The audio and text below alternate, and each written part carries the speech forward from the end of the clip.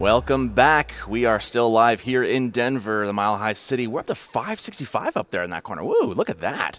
Shout out to everyone who's been able to donate. Anyone who can, we'd appreciate it. Obviously, we are sponsored by World's Edge. Just Cal pointing to it. Yeah, that's a big amount of money right there, man. That's like what I paid for the rental card this trip. Yeah, you know? no, I mean, it's going up. I mean, people are enjoying the games, right? Appreciating these games, especially, you never know, even though it might seem like it's one-sided. Before the games, you guys were talking about how Magic was slightly favored, the more experienced player, perhaps. But yeah, I mean, anything is possible, especially in this matchup coming up. There's a lot to think about here. Yep. I'm Sockton again. This is Yak. We are the mustache casters today. Here live from Denver. We were just talking, it's so dry. I've got like all my water up here, trying to stay hydrated. But enough of me. We've got a pretty fun matchup coming up here, starting off with Msn.dk and Valdemar duking it out here in the losers round 1 bracket, the lower bracket. It's going to be my first look at Delhi that I'm going to get to cast, and we have Ottomans coming in. What do you this matchup is one of my favorites to play, actually. It's really active. It can be really active in the Feudal Age because Ottomans, the Sipahi, right? Yeah. And versus the Ghazi Raider, or the Ghazi is from Delhi. So it's kind of two premier horseman units in the Feudal Age. It's really active, fighting over the sites, fighting over kind of raiding villagers. So it's a lot of active feudal aggression matchup, especially on Dry Arabia. So this should be a pretty fun matchup to start us off. Yeah, I don't even know what to expect anymore. I'm done making predictions. Everything I've predicted usually goes south, so we're going to just see what happens. Looks like the players are in the game, so we'll be diving in just a second or two into game number 1 of our round 1, the second half of the lower bracket with Msn and Valdemar. Looking at the draft overall, we can just we'll dive right into that in. later. Game number 1 of this best of 5 series, starting off on the driest of Arabias. Fun fact, this looks a lot greener than Denver does right now. One, it's fall time, so everything's fallen and it's brown, but also it's just so dry up here in the high prairies. As we take a look at our overview of Dry Arabia, sacred site smack dab in the middle of the map. Sometimes I've noticed on this map, sacred sites aren't always like centered like you think they should be. They kind of skew to one side or another. We'll see how that is on this. Yeah. Looking at it, actually not too bad on this one. Pretty center cut, I'd say. Yeah, maybe the middle one might be a little kind of closer to Delhi for MSN, but in general, it seems like this sacred site spawn is no problem for pretty even, I would say. And we start off with the sheep count, right? Eventually, we'll kind of in this matchup, it's really important to, especially for Delhi, to get enough sheep just to fuel that early unit production. It's also advantageous for Ottomans to get the sheep, a lot of sheep, so that you don't have to maybe go for other options. It could be imams, it could be even the Matter point.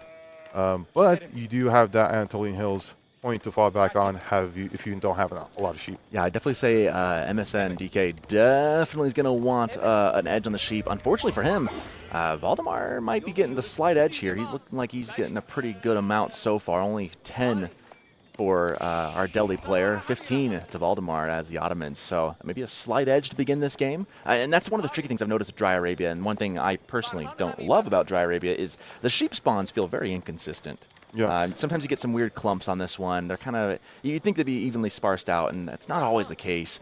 You get some often the very edge of the map at times. Kind of hard to find. Yeah, and for Valdemar, denying sheep is actually going to be really useful, especially the later the game goes on. Delhi has to go out on the map, right? You get some of his berries, get some of that.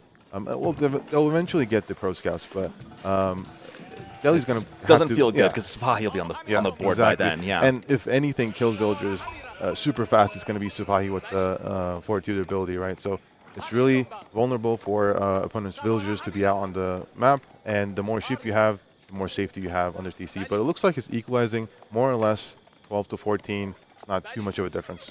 Yeah, not too much of a swing either way, so things pan out nice and even. Dome of the Faith, no surprises there. Haven't seen the Tower of Victory in some time. I remember when it used to be the Tower of Defeat, and then it became the real Tower of Victory for a while, and now it's back to being kind of a meme again. Yeah, I mean, it is a solid landmark. It's just that Dome of Faith is so good, right? Yeah. It scales so well with the Delhi economy. You get those upgrades so fast. With Tower of Victory, your units are really strong, but when you get to that castle transition, it's just so much slower. You get your upgrades so much slower, and it's a win now play kind of deal. Exactly. Yeah, no, most certainly.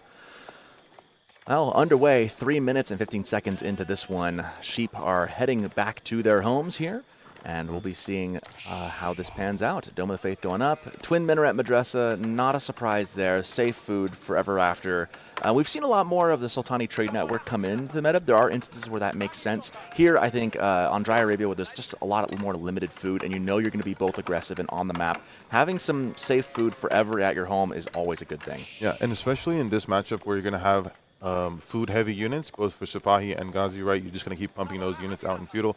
So you want that extra food, you want that flexibility. The extra gold is nice. It's not a bad landmark, but just, you know, this extra food is just so much more valuable in this scenario. Exactly. I am curious to see when Valdemar is going to opt to start building military schools. We've seen those be delayed more and more. Back in the old days, I remember like a year or so, a couple years ago when this civ first emerged, the thing was you get 5 on stone and build that right away. The thought process back then was the sooner it's producing, the more value you get out of it. Nowadays, though, we've seen Ottoman players, the meta is kind of shifted where you wait a little bit, strategically place it. And I've seen last time I saw Ottomans play in this tournament, the strategy was to kind of put them down a little later. Here, though, Valdemar is opting to start one off here in Dark Age. So going back to that old kind of strat, got the Spearmen already out on the field.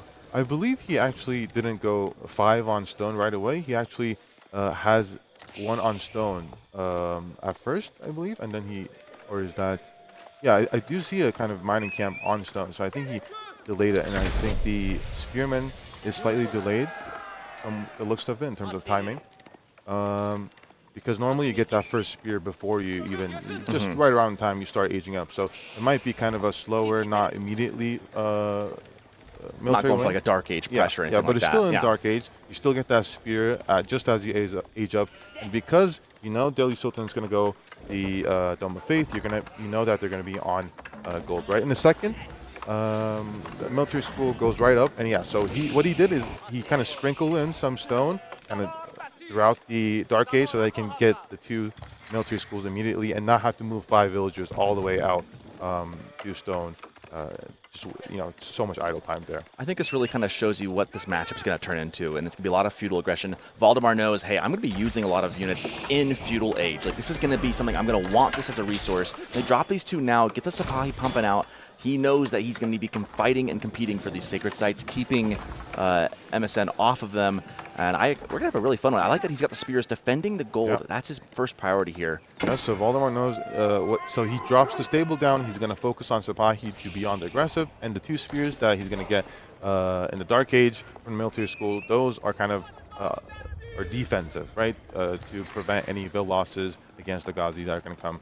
The first Ghazi is already showing up. The scout pulls away that first spear, but luckily there's a second spear coming up. He does maneuver around. 2 spears is just too much for 1 Ghazi at this point, but it is a point of vulnerability. And that villager is a VIP. He has 2 bodyguards just watching him the entire time. Yeah. Presidential gold miner right there. As we are now 6.5 minutes underway, Ghazi starting to prowl the earth as we gear up for some feudal fights coming up surely, as now we've got 5 Sipahi in the queue, 2 already on the field. Yeah. And the barracks goes down just so you can get that upgrade, right? And you're also going to need a good amount of spearmen against the mass Ghazi. And we do see a Sipahi. If he's not careful, he needs to react and pull back, because these Sipahi do so much base damage, especially with the ability as well. They, you know, if you're just slightly slower to pull back your villagers, you never know. Yeah, the nice thing for both these players is they do have options to get feudal healing if they desire. MSN obviously has the Scholars already in hand. If he ever needs to heal them up, he could easily pop one out and do that. And of course, Valdemar has the Vizier point he could use to get the 2 Imams if he needs as well. Yeah, MSN opts for the Archer play. So we do see a raid in the wood line. He might actually get a villager. On the other side, I think he was aggroing the TC onto the other units. So these Ghazi are not going to have too much damage. 1 goes down, but it could be worse. Obviously, this is early feudal still. What I was going to say is Delhi, MSN's like going for the Archer play, right? So it's going to be Cav Archer. It could be dangerous against mass Sipahi. You need those spearmen against such a powerful horseman unit. Yeah, it's an interesting choice there. The Ghazi dropping is not great. He injured a couple of those villas. He didn't actually kill any. We haven't had any deaths yet as far as economy goes. Yeah. Yeah, I mean, it's also about idle time, right? But yeah, this early on in Feudal Age, you don't want to be losing too many units, especially against Ottomans. With 2 military schools already down, you're just going to fall behind on units. Even if you're Delhi, you know, even if you don't fall behind on unit count, these are really strong units, right? 3 Spotty out in the field, you already have to pull back. MSN's going to be leaning into some pro scouts here. The tech is just about to click in, but I'm also looking at the scouts. He's got 2 on the field and 2 in the queue. So he's looking to secure food for the long term, which as a Delhi player is very vital, especially as this continues to go and those berries and sheep begin to dry up. Yeah, and you'd prefer that the deer are under TC safe, right? You don't want to be out on the map, you know, trying to run away, keeping your villagers safe from Sipahi. So it's just really valuable for MSN, especially with the Dome of Faith landmark. You're going to be able to get those technologies, pro scale technology, faster. And Valdemar is actually having Sipahi on each sacred site just to deny those kind of early sacred site attempts. I think it's interesting that I don't think MSN's going for a very quick sacred site grab. Looks like he is going to prioritize the deer, I think, first. I'm sure he'll go for the sacred sites eventually, but it's not been his #1 priority, or we'd already see some of them being captured by now. Instead, Sipahi prowling around the base in the corner there. We can see in the bottom hand of the picture-in-picture. Looking to get into MSN's base, trying to get on the wood line. They're going to find a couple of things there, some spears and some vills. Yeah, he can No dive spears, but this. vills, and there's one spear finally gets there. It takes a couple for his name. 3 villagers go down. No Sipahi die, and the meta are still healthy as well. In fact, that's enough Sipahi. They can just take the fight against the spear. Especially because the meta provides that extra ranged armor, and if you see, Valdemar actually has the +1 ranged armor already because it's so much cheaper for Blacksmith to go down. It's so much easier for Valdemar to prioritize that. These Sipahi are just that much more tanky. Yeah, you trade 1 scout away for 5 villagers. I think I take that trade any day of the week. Yeah, absolutely. Meanwhile, deer are being shuffled into the base of MSN behind this. I don't think he's noticed that quite yet. Yeah, I mean, he probably hasn't known that that was the priority. Probably still thinking those sacred sites are up. I'm sure he's probably thinking about it. If he looks at the deer pack, he'll see that some are missing. First vizier point, or next vizier point comes in. Oh, yeah, 1 spy goes down. I don't think Valdemar the realizes. Metter! And The Metters! might go down. Just fast enough to get away. Yeah, I mean, Valdemar is just leaning into Sipahi, right? He realizes that Delhi or MSN was slow to add in spears, and now he's adding in spears up to 5 spears. But it's just you need mass spears against Sipahi to feel safe. Scholars still in there. None of them have really moved out yet. More deer being shuffled in. Curious what that vizier point was chosen as. I'm guessing it was the Imams. Could have been Anatolian Hills. I have to take a look and see. Yeah, we could check that in a bit. But yeah, these Ghazis are going to be poking and prodding. And this is a pretty good raid. This is a good raid. Yeah, he's spotty blocked. What, 1 villager, 2 villager goes down. There's some spears and there's some TC fire too. But this might be too much of a dive right here. There's so many units. Most of these guys are going to go down. It's 4 villager kills in total, but he lost all but 1 of the... and there's an even bigger raid. But luckily, there's all the spears here to defend. Evens up the economy count for the most part, 5-4 now. But like you said, gave up a lot of Ghazis to do that. And the Sipahi are still scot-free on all this. They're just massing up. Emerson's going to need a lot more spears. He's got a number of archers, but the spears is what he needs. We do see some archers of Valdemar's coming onto the field now as well. But meanwhile, behind us, Emerson's still grabbing the deer little by little. Yeah, like you said, instead of focusing on sacred sites and kind of aggression mid-map, MSN is focusing on his economy, especially the food, right? He's trying to get the deer, prioritizing that. When you're doing, you know, Delhi back and forth, feudal age, sometimes you kind of neglect the pro scouts. It's just so much attention span. You don't have that many scouts compared to other pro scouts says, but MSN right here is prioritizing the pro scouts, and I think Valdemar is moving towards that location just to kind of prevent that. Looks like they were A-moved, trying to attack the closest thing they see. Looks like Valdemar is noticing the deer. He is kind of angling up that way, looking to maybe pick off some scouts. He is going after this Ghazi Raider. In come the mass of MSN. Here come their troops. Spears leading up the charge, but that's just a lot of Sipahi. Metter does go down. That's a great pick there from MSN. That's going to help a ton, forcing Valdemar to replace that. Meanwhile, these Sipahi don't have any drums to beat to, so they're just going to have to just kind of think of their own song in their head as they ride on.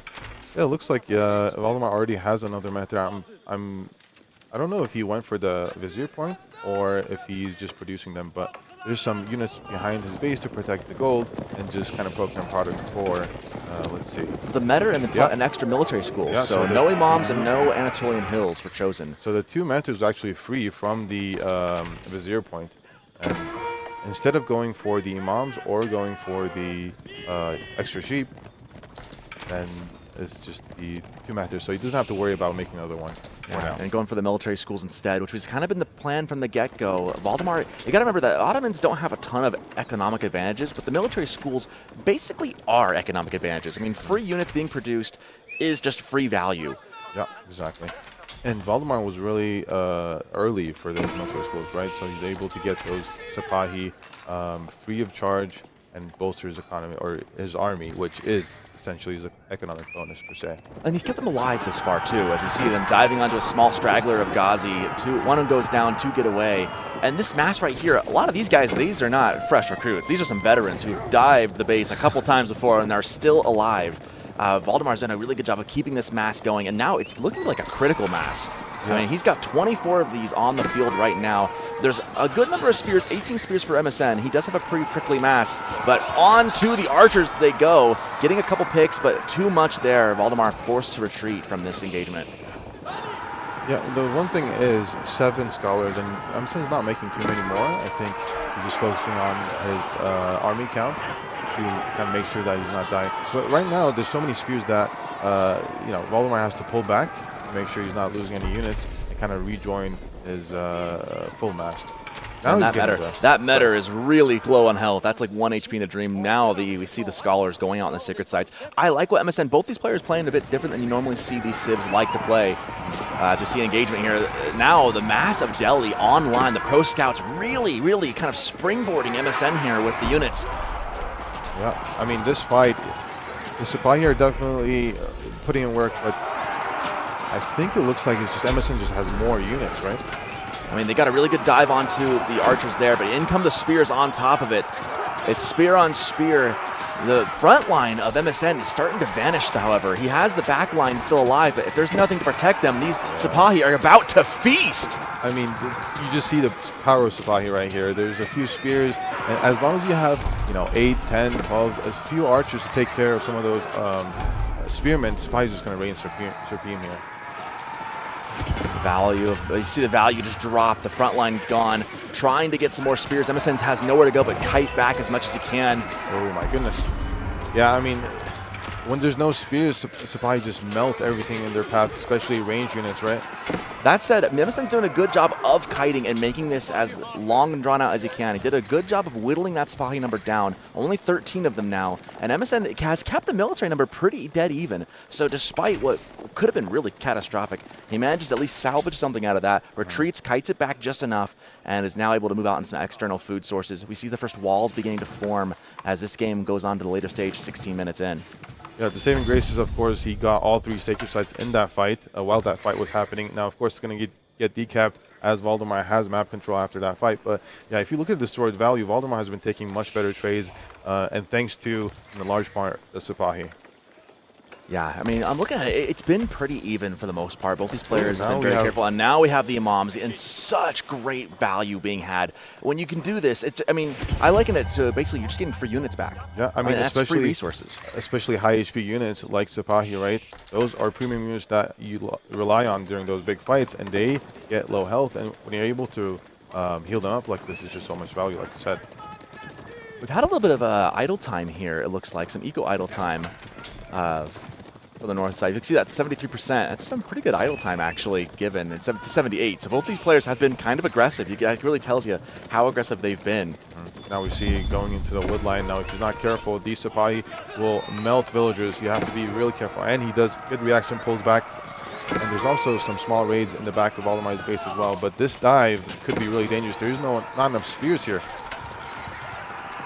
Okay, Valdemar chooses not to go too much in deep. And the walls are up, but those walls are actually not quite finished. There's some low health on those walls. You can just, he left one right in. Just way too low, and in they come, breaking down the back door.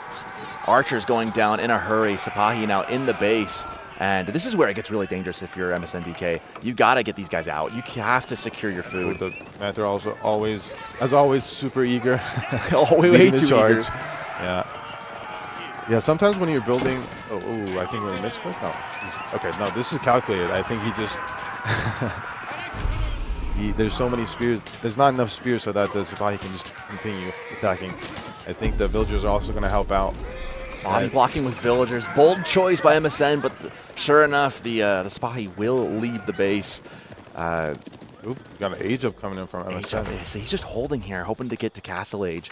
I'm curious what he's going to opt for. House of Learning going up. That opens up a number of different opportunities that he could go for.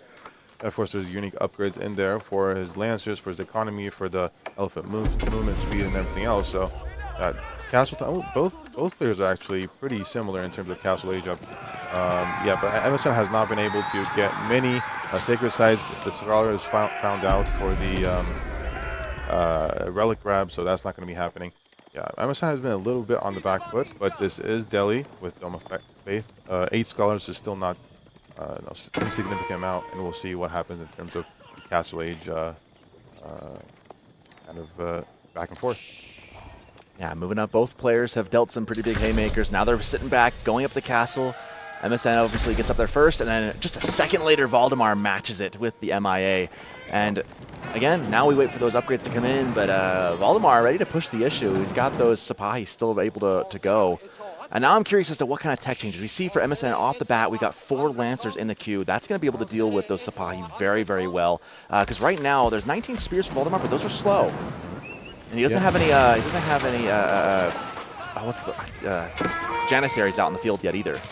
Yeah, I mean, there's so many archers, right? Janissaries right off the bat, they're so gold heavy that, as I say that, the archers are going down in number with these Sipahi. It's just such a strong unit. When you don't have enough spears, it's just, the raids are so hard to deal with. A couple Lancers coming in, but that's not quite enough. 3, actually, I take it back. 3 Lancers could do a pretty good number here. And sure enough, yeah, Valdemar knows a lot of these Sipahi are kind of low health. They've been duking it out for a while, haven't had a chance to get with the Imams to heal up yet. And so they will dip out of there. But a scary mass right now. I mean, MSN's idling quite a bit. He's been idled for quite a bit. Valdemar's got a really, really big mass. It's those military schools continuing to add value to his army. Yeah, one thing is MSN has not been making consistently Scholars, so especially with Dome of Faith, you probably want to continue making Scholars just so your economy scales up as the Delhi Sultanate. Because Valdemar has been pretty on top of his military schools, right? And you can see it from the mass here. And one thing is, even though you're going for Lancers, right, there's still a good amount of spears on Valdemar's side, so on straight up fights, it's going to be difficult. Yeah, upgrades kicking in right now for Valdemar. He's diving in. Archer's about to get up into their veterancy in 3, 2, 1, right about now. And there you can see the change. So much idle time, so much damage here being done to MSN. Oh, here come the Wolo plays. 3 or 4 of them all at once. He's going to force Valdemar back. He's going to get some, maybe. No! Oh, he gets like 1 or 2 spears for his effort. Yeah, but this is not just trying to get opponent's units. This is also kind of set up so that your units can do some extra damage, right, while the enemy's retreating. But I don't think it's going to be enough, is it? The veteran archers, looks like just a little bit too much here. Valdemar will pull back, not overextend.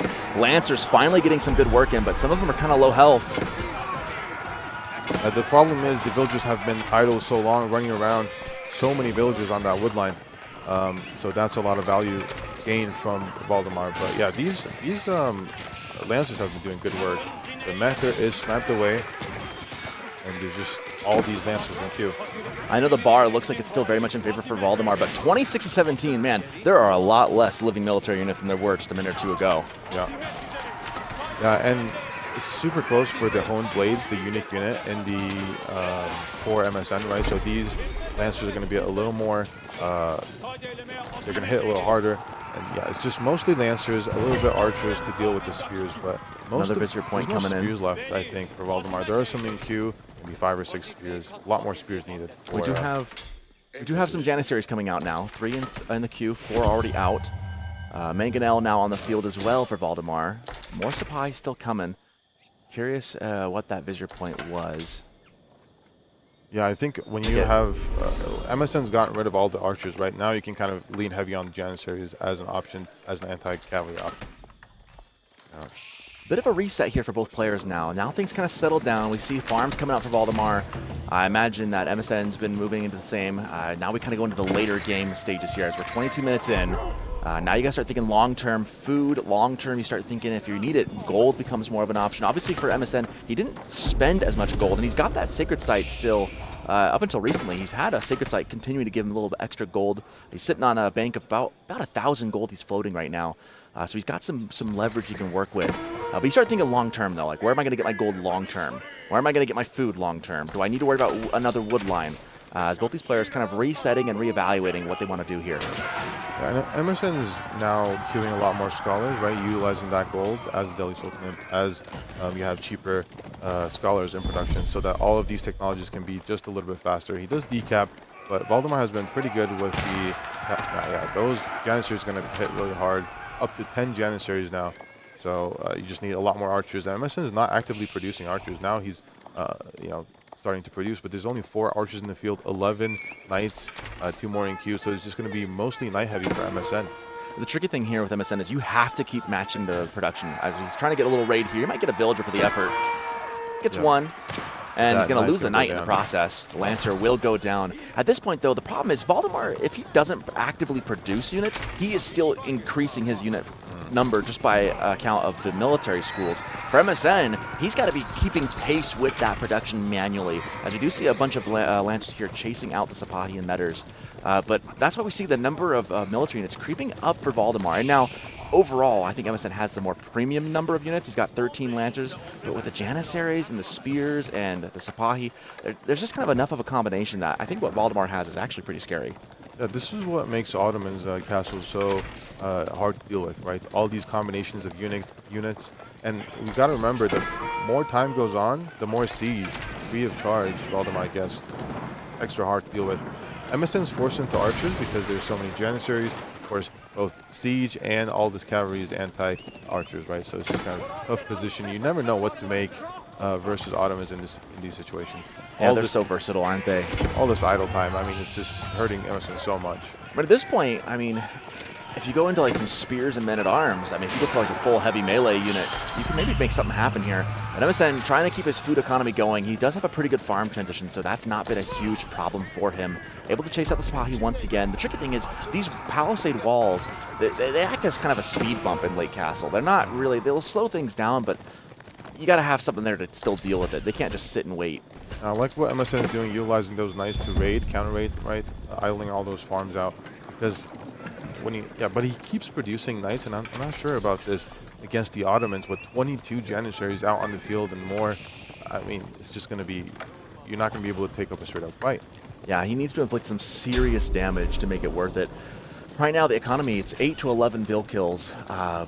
But so far, Valdemar's been doing a really good job of pulling out the Vils and getting him out of there when he's needed to. Yeah, and remember, Ottomans have those military schools, right? 3 military schools under blacksmith influence. Yeah, I mean, they just know. Look at this. Yeah, just gone. Can't even get a hit on siege. He scratches it, and that's it. Yeah, but MSN keeps producing knights, so I think he just likes his knights, his own blade.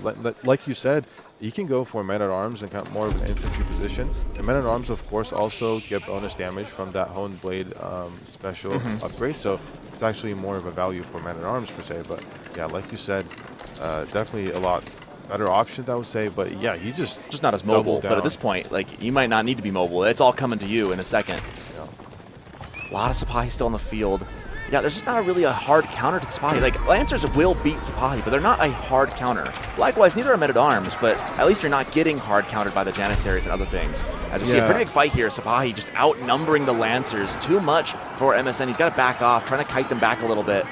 Doesn't even need his backline, the other units right now. All the Janissaries, especially in the forward position, he can just dive only with his cavalry. And walls closing in here for MSN. Valdemar approaching from all sides. He outnumbers them militarily. Here comes a Wolo, pushing the Sipahi back, buying him some time. Also, this is just one Wolo. He's saving it for the eventual dive, I think, that Valdemar's going to do. The pincer maneuver with the Janissaries. got the Lancers out a little too far. Look at the number of Janissaries on the field. 33 with 10 more in the queue. These Lancers are not going to be able to stand and fight. Yeah, I mean, this is the problem, right? What do you do now when Valdemar dives your base and all you have is a bit of archers and all the Lancers? Hiding in the, he's got the scholars hiding in the TC, ready to pull out. He's got 5 of them with relics, ready to go. But instead, Valdemar not getting too greedy, just staying on the outside and starting to take down some units. Gonna slowly force the issue here as Sipahi begin to dive towards the town center. In come the Lancers, in come the Janissaries. And these Lancers are just gonna get melted. In come the Wollos, here they come. Is he gonna get trapped? He's gonna get some, maybe. I mean, he gets like a couple Janissaries of all things. And the fight continues. Mangonel's in the back line beginning to fire. I think there's one more Wollo in him, maybe? No, I think those are already used. Yeah. Oh, the mango shots landing. There's already 3 mangoes on the field as well, so it's just going to be all the more difficult. There's no way MSN's going to able to win this fight. I just think he's leading on those Wollos to kind of scare him back. Yeah, kind of a desperation play here. The Lancers just cannot stand and fight. The Archer mass just getting crushed by the Mangonels behind this. This is the synergy that makes Ottomans so good when you get a comp like this. Because the Mangonels take care of the Archers, so then you can have the Janissaries. What you need to take care of the Mangonels are, of course, cavalry to get on top of them, but then the Janissaries are already there. It's just a perfect duo. And then with the Sipahi just to have the mobility. Valdemar's comp looks dominant here. Yeah, I mean, MSN continues to make knights, continues to make that Knight Archer composition, but it's just, how do you hold this with Siege, with all those Janissaries? Tripling down onto the stables. At this point, like, it's hard to pivot, though. Does he have 18 Janissaries in queue right now, Valdemar? Yes, he does. 24 on the field, 18, and a great bombard. The age 3 bombard out, taking shots. Yeah, I mean, there's no way to hold it for MSN at this point. Right? You're hoping for those Wollos to get something big, but when you don't, it's just... When you only get 2 Janissaries, it's just not enough to swing the game in favor.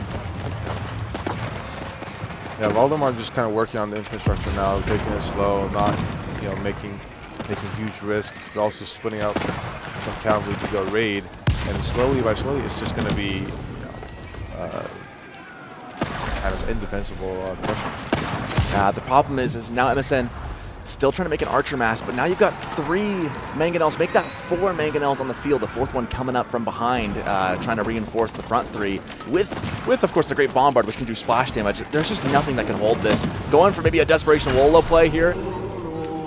Shooting from the hip a little early there. Valdemar knows. He's keeping his distance. He's making sure that the Janissaries get their full value. He's going to move back a little bit, exactly. So he's not going to risk it. He's going to make sure that he doesn't. Maybe is there 1 or 2 more Wollo in there? I think maybe 1 or 2. One trying to get around the back. That was a really. If he'd have walked around the wood line, maybe he could have gotten it off. Final one, Janissaries shoot him down. Each of these scholars becoming martyrs after martyrs, and now there's just double the military now for Valdemar, and no recourse for MSN to get this one back. Yeah, and he also give. and Valdemar getting a little cheeky with the returns, and hey, all your relics are belong to us. He's gonna snag that with one of his imams. Yeah. That was a bit of a flex right there. Yeah, I think so. I think Valdemar might be a little frustrated with all those Wollos, so he might want to do those Wollos back. Just saying, hey, I can do this too, Yeah. It looks like game 1 will probably go Valdemar's way. I'm not sure how MSN can bring this back at this point. He still has 81 economy behind this. The problem is these military schools are going to continue to churn as we see nothing but rocks and projectiles flying towards the town center. Yeah, I think also the problem is he just really likes his knights, MSN does, and right now it's just not the play, yeah. And to his credit, he's doing the best he can. He's making this a really difficult, long, drawn-out siege. He's not making it easy. Valdemar also behind is able to age up now. It's a pretty good charge. Siege. Looks like he might get a few of those siege, but even so, I mean, Valdemar is aging up, so he can. Yeah. Eventually, it's going to be. He's got an Imperial Age behind it, so he's got the ace up his sleeve. Desperation charge there, almost worked, but again, Mangoes are still alive. You're now down a little economy, down an age. And the military schools, again, just provide so much extra value, as the Great Bombard, while not as good as its Imperial equivalent, still doing pretty good damage into the town Just center. the intimidation factor, right? Yeah, and it's just cool as heck, right? It just Exactly. Yeah, Valdemar just working on the landmarks at this point. Different ways he can win this, but MSN trying to cut off reinforcements, maybe trying to get around back to hit the siege back there. Able to do a little bit of damage, but will it be enough? Probably not. Doing a good job picking off the reinforcements, though. Yeah, MSN does have 20 knights. The problem is he just has had so much damage, right? And Sipahi act as great meat shields in this instance, right? And then the Janissaries start doing their thing. 13 Janissaries still out on the field. Now, there are some units in the back. Going for the pincer maneuver here. Is it going to be, again, you're down in age. Is it going to be enough? This is really cool to see, but you're only able to get this opportunity because your opponent has gone up in age. And the Janissaries are still there. It looks like Valdemar's getting upgrades for his Sipahi as well, right? So there's different units Valdemar can use, but yeah, I mean, 15, 14 knights, a lot of archers. Mangonel's going down, so he clears those out for the time being. But the Great Bombard's still there, and that's going to be game number 1 to Valdemar. It's just too much of a deficit. Down in age, MSN says, I'll try again in game number 2. Yeah. Yeah, I mean, I think he leaned a little too heavily on the knights, and he never kind of backed down, just doubled down on the knights. Knights are good when you're able to raid, but in the straight-up fight, especially against a civ like Ottomans, we have so many options against cavalry. It's just really difficult, especially when those free siege pop up. You have so many options against archers that it's just really difficult. I think, like you said, more of an infantry some men-at-arms maybe. Yeah. I think it's tricky though too, and I say that as if it's really easy to do. And I think that might have been the right answer in that instance: is go men-at-arms, force him off of something else, maybe make him force him into crossbows. Then you could add in, maybe horsemen. You can, play the dance of changing. The tricky thing is you got to build the infrastructure for it. You got to find the wood to build the barracks. You got to have that. But maybe he should have gone for spears in the very beginning. The Spa, you just kind of ran rampant through the whole thing. But he wanted to go knights. I made an effort for it. Didn't work out. Back to the drawing board, I guess. Yeah, I mean, those knights are good, in terms they are of good units, yeah. High damage, but it just when you have 20 of them versus 18 in queue, 20 Janissaries with all the thing about Ottomans is their range mass. It's not just Janissaries. You can add in crossbows, you can add in archers, so it's so difficult to kind of counter that army composition, and especially more difficult if you're just making one type of unit, right? If you're just making knights. Yeah, and the archers, he was trying to make the archers to counter the Janissaries, but then you get the free mangonels behind it with the MIA, and so it's like the counterplay is just given to Ottomans really for cheap too. Yeah, exactly. So a tough loss there for MSN. Valdemar showing flexing the wolos there at the end, taking the relics away, and takes game number 1 away. Our next matchup, however, is going to be on Cliffside. First time I'll get to see Cliffside this tournament. I haven't seen a game played on this one just yet. It's going to be Chinese, which got through the draft. Yeah. The Chinese that was banned we haven't looked at the drafts quite a bit yet, but Zhu Shi was the one that was picked by Valdemar to not allow. Instead, MSN gets China, and China that's what we're seeing against HRE. Yeah, 2 really, really solid civs, and these it's going to be more of a pro scouts play, right? Probably, and it's going to be on Cliffside where the two players are pretty close, so it's really easy to kind of do aggression. For HRE, both civilizations obviously have a really, really strong economy. Yeah. And it's just going to be a fight over the deer, and then fight over who gets that advantage as the transition to Castle Age. With these, MSN has barely played China in practice. MSN has apparently barely. We're getting a word from Cal. MSN has barely played China in practice, apparently. So it could be a specific, right, player-specific ban that Valdemar's looking for. So I think maybe MSN has had some practice with Zhu Shi, but not as much in China. So maybe Valdemar's banking on that to allow China to go through, but also picking the counter to that. With this map, with Cliffside and the town centers being so incredibly close together, I start thinking. I get kind of cheeky with HRE. Yeah. Burgrave Rush? I don't think you need to risk so? You don't need to? But I mean, it depends on the situation. But you could, though, right? You could. I mean, if MSN doesn't have as much experience with China, there could be different options for Valdemar to consider. But HRE just all-around good civ for to play into China. And so if you just play it normally, I think it will be really good for Valdemar as we see all of our attendance Live here. look. Hello to our crowd out there, our very enjoyed supporters. We're happy to have them here. A big group this far, and this is only day 2. Super excited to get a live look there. I think I see Makomi out there. I think I saw Mr. Munch was in the house too. There he is. There he is. All the big names here. Some names from last year who are in the very first King of the Rockies coming back to say hello. We're happy to have them in the house along with us. Live in Denver, the Mile High City. It's dry. It's actually really nice weather outside that though. It's been a beautiful day. Beautiful couple days. Nice breeze. It's not too cold. It's just a little dry for us, but we're just complaining. We're complaining because I live on the coast, and we're just used to a little wetter weather than this. But we're spoiled by our weather. We're spoiled. Diving into game number 3 on Cliffside. Sorry, game number 2? Game number 2 on Cliffside. I don't know where I'm getting ahead of myself here. I think the first game took a little It took longer a little. Yeah. It felt like 2 games worth right there. I'm Sockton. This is with me. We've got Yak, of course. We are here going into Cliffside. You see immediately Spears. Dark Age Spears are on the menu.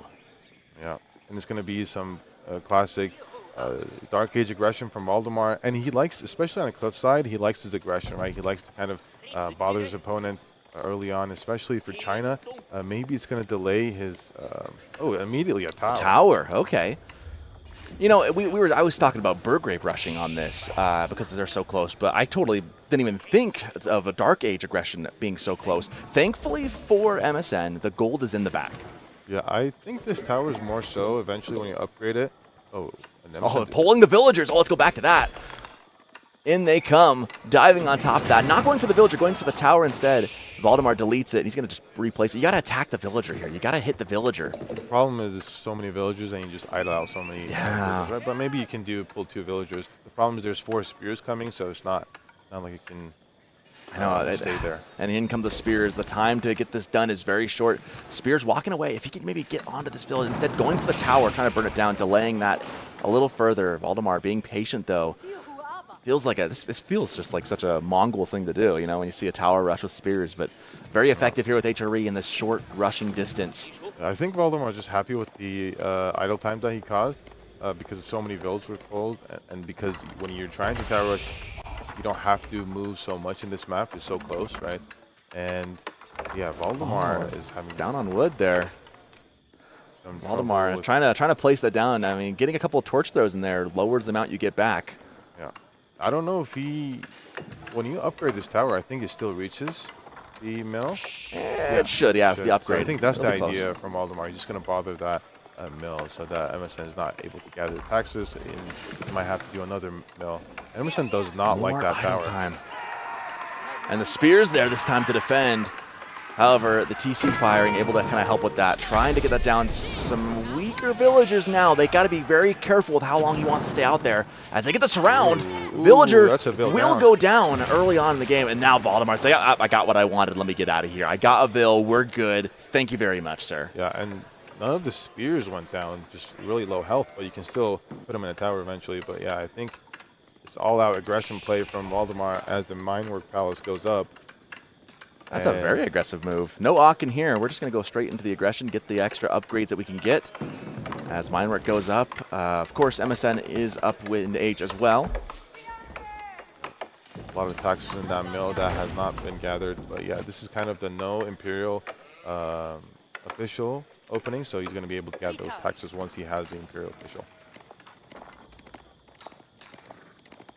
Both players now kind of resetting, getting ready to go into Imperial Age. Valdemar will be there in just about a minute and 10 seconds. Scouting out what they're doing now. Taking a look at the base here of Valdemar. MSN taking a look at where the gold's at. Has an idea of what landmark's coming up, so he is aware of the Minework. He has seen that. Yeah, I mean, it also depends if Valdemar's going to go for Pro Scouts with Minework, or is just going to kind of lean on the spears and focus in on the aggression, because MSN is probably going to go, Pro Scouts, right? We do see in archery range a few archers, a lot more than a few archers. Looks like he's going to go on the aggression a little bit. MSN is, because Valdemar is still not age 2, right? So there's some leeway here for MSN to be aggressive. I love the healing there. We got the Prelate getting those spears back into tip-top shape. Probably giving them some medals, too. They did some good work there. Getting a villager down this early in the game is quite substantive. And a barracks comes down. I think MSN is just going to... I don't know if this is going to be a pro scout play or not. Yeah, this is feeling more like just an aggression play. Yeah, it's just going to be responding aggression with aggression. He's going to put some pressure on Valdemar, I think. A lot of times in this map, you don't want to be on defense, right? So I think that's what MSN is banking on. He wants to be the aggressive player. He wants to be on the... he doesn't want to be on the back foot. Archer sitting there just kind of waiting for his turn to get some payback for the early aggression. As now we see, so Valdemar's scout has seen the archers, and that archer's in range. The spears say, hey, we outnumber you 4-1. We don't care, dude, if you got arrows. We are going to get in and fight you now. Yeah, they're feeling healthy. They've been healed up. And MSN's just trying to bother this wood line, right? It's forward, so it's a little easier for MSN to target here. But yeah, 4 spears, and Valdemar is following that up with both men-at-arms and horsemen. I love the prelate just sitting there healing up and inspiring at the same time. Lots of value out of the prelate, and I like that he's adding some more. You know, when you don't have an Aachen Chapel, getting some more prelates out instead to keep the economy boosted is really important. And then, of course, the healing factor. This is something I feel like is just so underrated for how much value you can get out of it. The sky really is just the limit as far as how much value you can return on healing your units. Yeah, and MSN does anticipate the horseman, has a few spearmen up there, but there's 2 men-at-arms coming MSN's way, so that kind of a triple comp for Valdemar could be effective here. MSN does have the bigger military at the moment, and getting that horseman down is kind of a nice pickup. That's obviously a high food target right there. You want to kind of take those down and not let them get into a large mass. And as he kind of angles around the tree line there, there's a tower on the far side. Maybe he can pick off some. But it looks like Valdemar, kind of wise to this, already has moved his villagers kind of off into the corner there towards that tower. Not going to be in range of the archers. Yeah. And the problem with this composition, right, from MSN is eventually Valdemar is going to have a mass of men-at-arms sprinkled in with his spearmen. That's going to be problematic for that military composition because you just don't have anything that deals with armored units in feudal age for MSN. Now, if you had Chuganu, then it could be a little more effective, but yeah, Valdemar's going to get those blacksmith upgrades really quick, really cheap, so that is going to be a big tempo boost for him. Yeah, Valdemar really doesn't mind sitting around here in feudal age for a little bit. His economy, I mean, really can keep pace with the taxes of China. I mean, with the prelates. I mean, even without an Aachen Chapel, he's kind of just okay right now. That said, MSN continue to produce units, so this could come down to how these fights are taken. Like, this is not a done deal for either of these players just yet. No. Yeah, but behind this, Emerson's not really doing anything to kind of get ahead, right? So Valdemar's not too worried about the situation, although that's a lot of villagers. That's a lot of villagers, and Valdemar is wise to it. In come the raids. There's only 1 spear, 2 spears, but they're off duty, not there yet. In they come, shooing them away. No villagers go down, but now that that's aware and on Valdemar's radar, you got to imagine he's going to angle towards pressuring that some more. As sure enough, he managed to get a villager right there. That should go down. Another pickoff. In come the military of MSN to defend, but Horseman just picking off a lot of value. One will just go down. The other one should live to tell the tale. The thing is, if you're China, when you don't do pro scouts, now your villagers are out and about, right? A lot more vulnerable for Valdemar to raid and harass. The difference is, though, is that Valdemar is likewise going to have to move out on some food here in a little bit. So there is opportunity to do this back. Obviously, you're exposed, but your opponent should be as well, because he's not opted for a pro scout build either. Now, it is important to know that Valdemar, essentially all of Valdemar's food is on the left side, right? So he just has to build that mass, make sure that he has military control, he has map control, and then move out, and then he should be fine. Whereas MSN is a little more spread out and a little easier for Valdemar to be in 2 sides at once, a little more difficult for MSN to position his army to defend his villagers. Now we see the horseman kind of angling over there, looking for some more picks. Thankfully for MSN, he is not over here. Nobody's home. But like you said, all that food for Valdemar is on that left side. There could be, if MSN is wise to it, there could be a really good strategic point to raid that right when he needs it. The timing could work out really well. We'll have to keep an eye on that as we see ranged upgrade getting in for MSN, getting that armor upgrade, which is so critical as we do have 9, almost 10 archers on the field for Valdemar. Yeah, so spearmen, horsemen, archers from MSN and from Valdemar. I don't think he'll get it because just 3 horsemen is not as high damage. But yeah, Valdemar's just going to keep bothering that left side, the deer side, right? Horsemen wrapping around the backside here, kind of waiting to see if they can find an opening. Spears being nice and centrally located. They're expecting those horsemen to wrap around. Maybe Valdemar's going to bait him into going out the bottom side and then wrap back around the top. But thankfully for Msn, he's got some more in reserve. He's not going to be fooled by this as the spears are right there. Can they get a pick off, though? Horsemen trying to do some damage. Shivs come out from the villagers, and spears are going to clean that up with ease. Yeah, both of those horsemen are really low health at this point. Now, Valdemar is up to 9 men-at-arms, and this is the point where when you go spearmen, horsemen, and archers, you don't really have anything to deal with the men-at-arms, and Valdemar is able to do this kind of, not triple cop, quadruple cop, right? With the heavy units being that fourth piece, yeah. And we see now Msn's army is on the wrong side. We do see Valdemar moving out to the deer on the minimap. There is a raid, however. Perfect timing. Msn baiting the army the other way, having the villagers getting killed by the horsemen on the other side. Not able to get to that deer in time. We've said that the timing can be perfect. Msn baiting Valdemar's army the wrong way as the raids are happening on the other side. This could slow it down. Valdemar has 5 food to his name right now as horsemen run through the base. These raids not only pick up a few vills and also causes so much idle time, right? So it's very valuable. Now, the problem for Msn is in this middle point, you just can't win this fight. There's so many men-at-arms. Also, the blacksmith upgrades came in super fast. And Valdemar also has some archers. So, there are no spears here, so that could be one problem. But just in general. Yeah, those men-at-arms, there's just nothing you can really deal with them. The best you can do is try and pick off the back line, but it's so hard to do.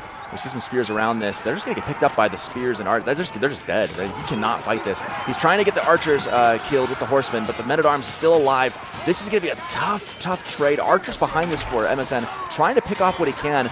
Archers, though, are well defended by the men-at-arms in front. Horsemen trying to get the wraparound, getting some picks. Yeah.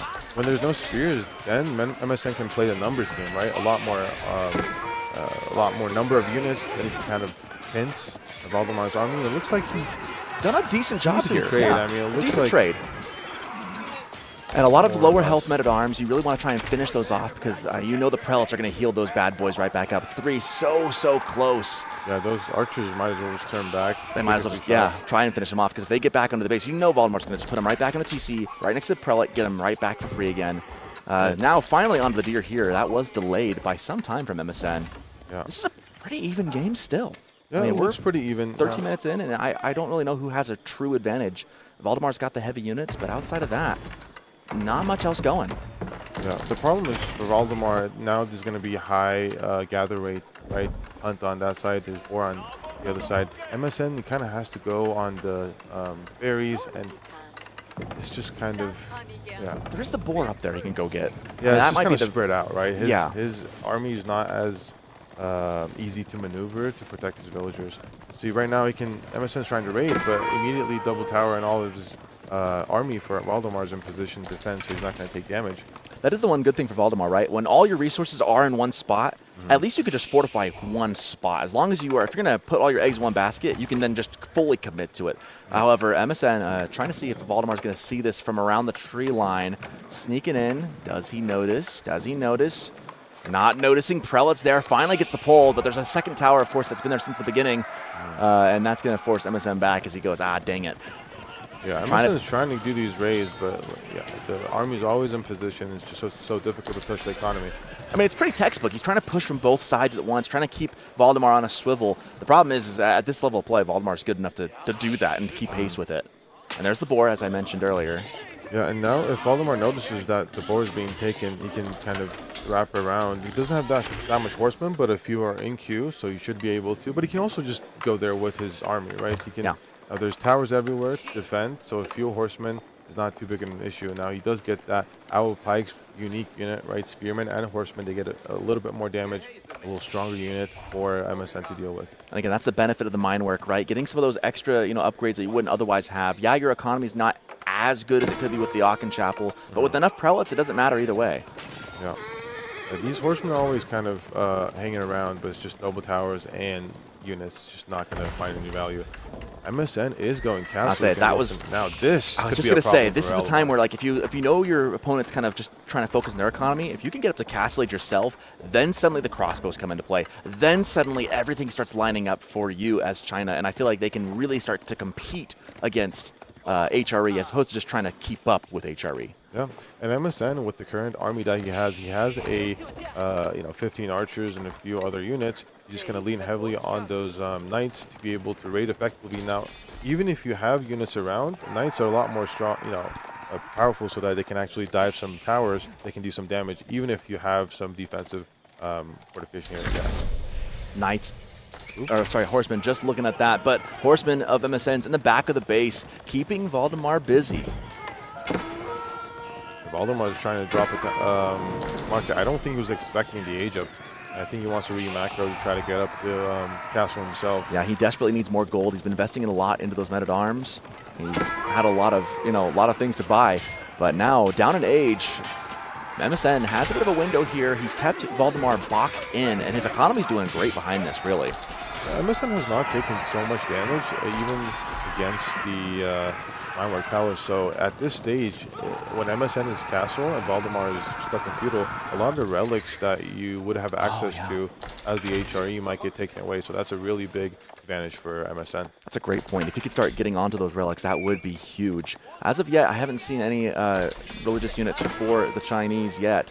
But you got to imagine that's been on the docket. They got to start getting those before Valdemar gets up in age. Because once he clicks up, those prelates are going to grab him and run. Yeah, and Valdemar feels like he needs to keep making units, and he's just not in a position to go castle, especially as MSN is continuing to produce knights. Now, knights here, definitely... now they work. Now they work. Let's go knights. Because you're soft countering the men-at-arms, and there's not a lot of spears yet. I don't think Emerson is quite ready to be diving here, though.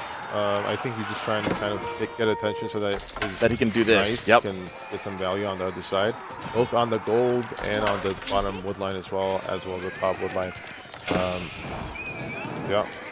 Yeah, this is what MSN does really good. You're right. He wasn't ready to take that fight, but it really is kind of a red herring, right? He's just trying to bait and switch and say, hey, come focus over here as I raid behind you. And that's one thing that I've noticed MSN is very, very good at, is splitting attention and doing two at once. If you look at Valdemar's economy, 40 villagers out of 50 were idled there, so definitely some good value for MSN with these raids. Still not seeing a whole lot of, because outside of the Knights, I kind of wish we'd see some more Castle Age perks come in for MSN. I mean, like you said, I'd love to see the relics get into play here. I'd love to see some of those things that are more permanent and will last a bit longer, as Valdemar is still very much committed to the feudal age. So MSN needs to be careful. There is kind of a window where you risk the fact that you went up in age and spent all those resources. If your Castle Age units can't cut it for whatever reason, suddenly you're going to be in a world of hurt, as there are 10 spears on the field for Valdemar. We're seeing them right there, getting onto the Lancers right there, forcing them away. There's some weak Lancers. Archer's able to pick them off at range as well. Yeah, I think... oh, this is not good for MSN, dropping Knights left and right.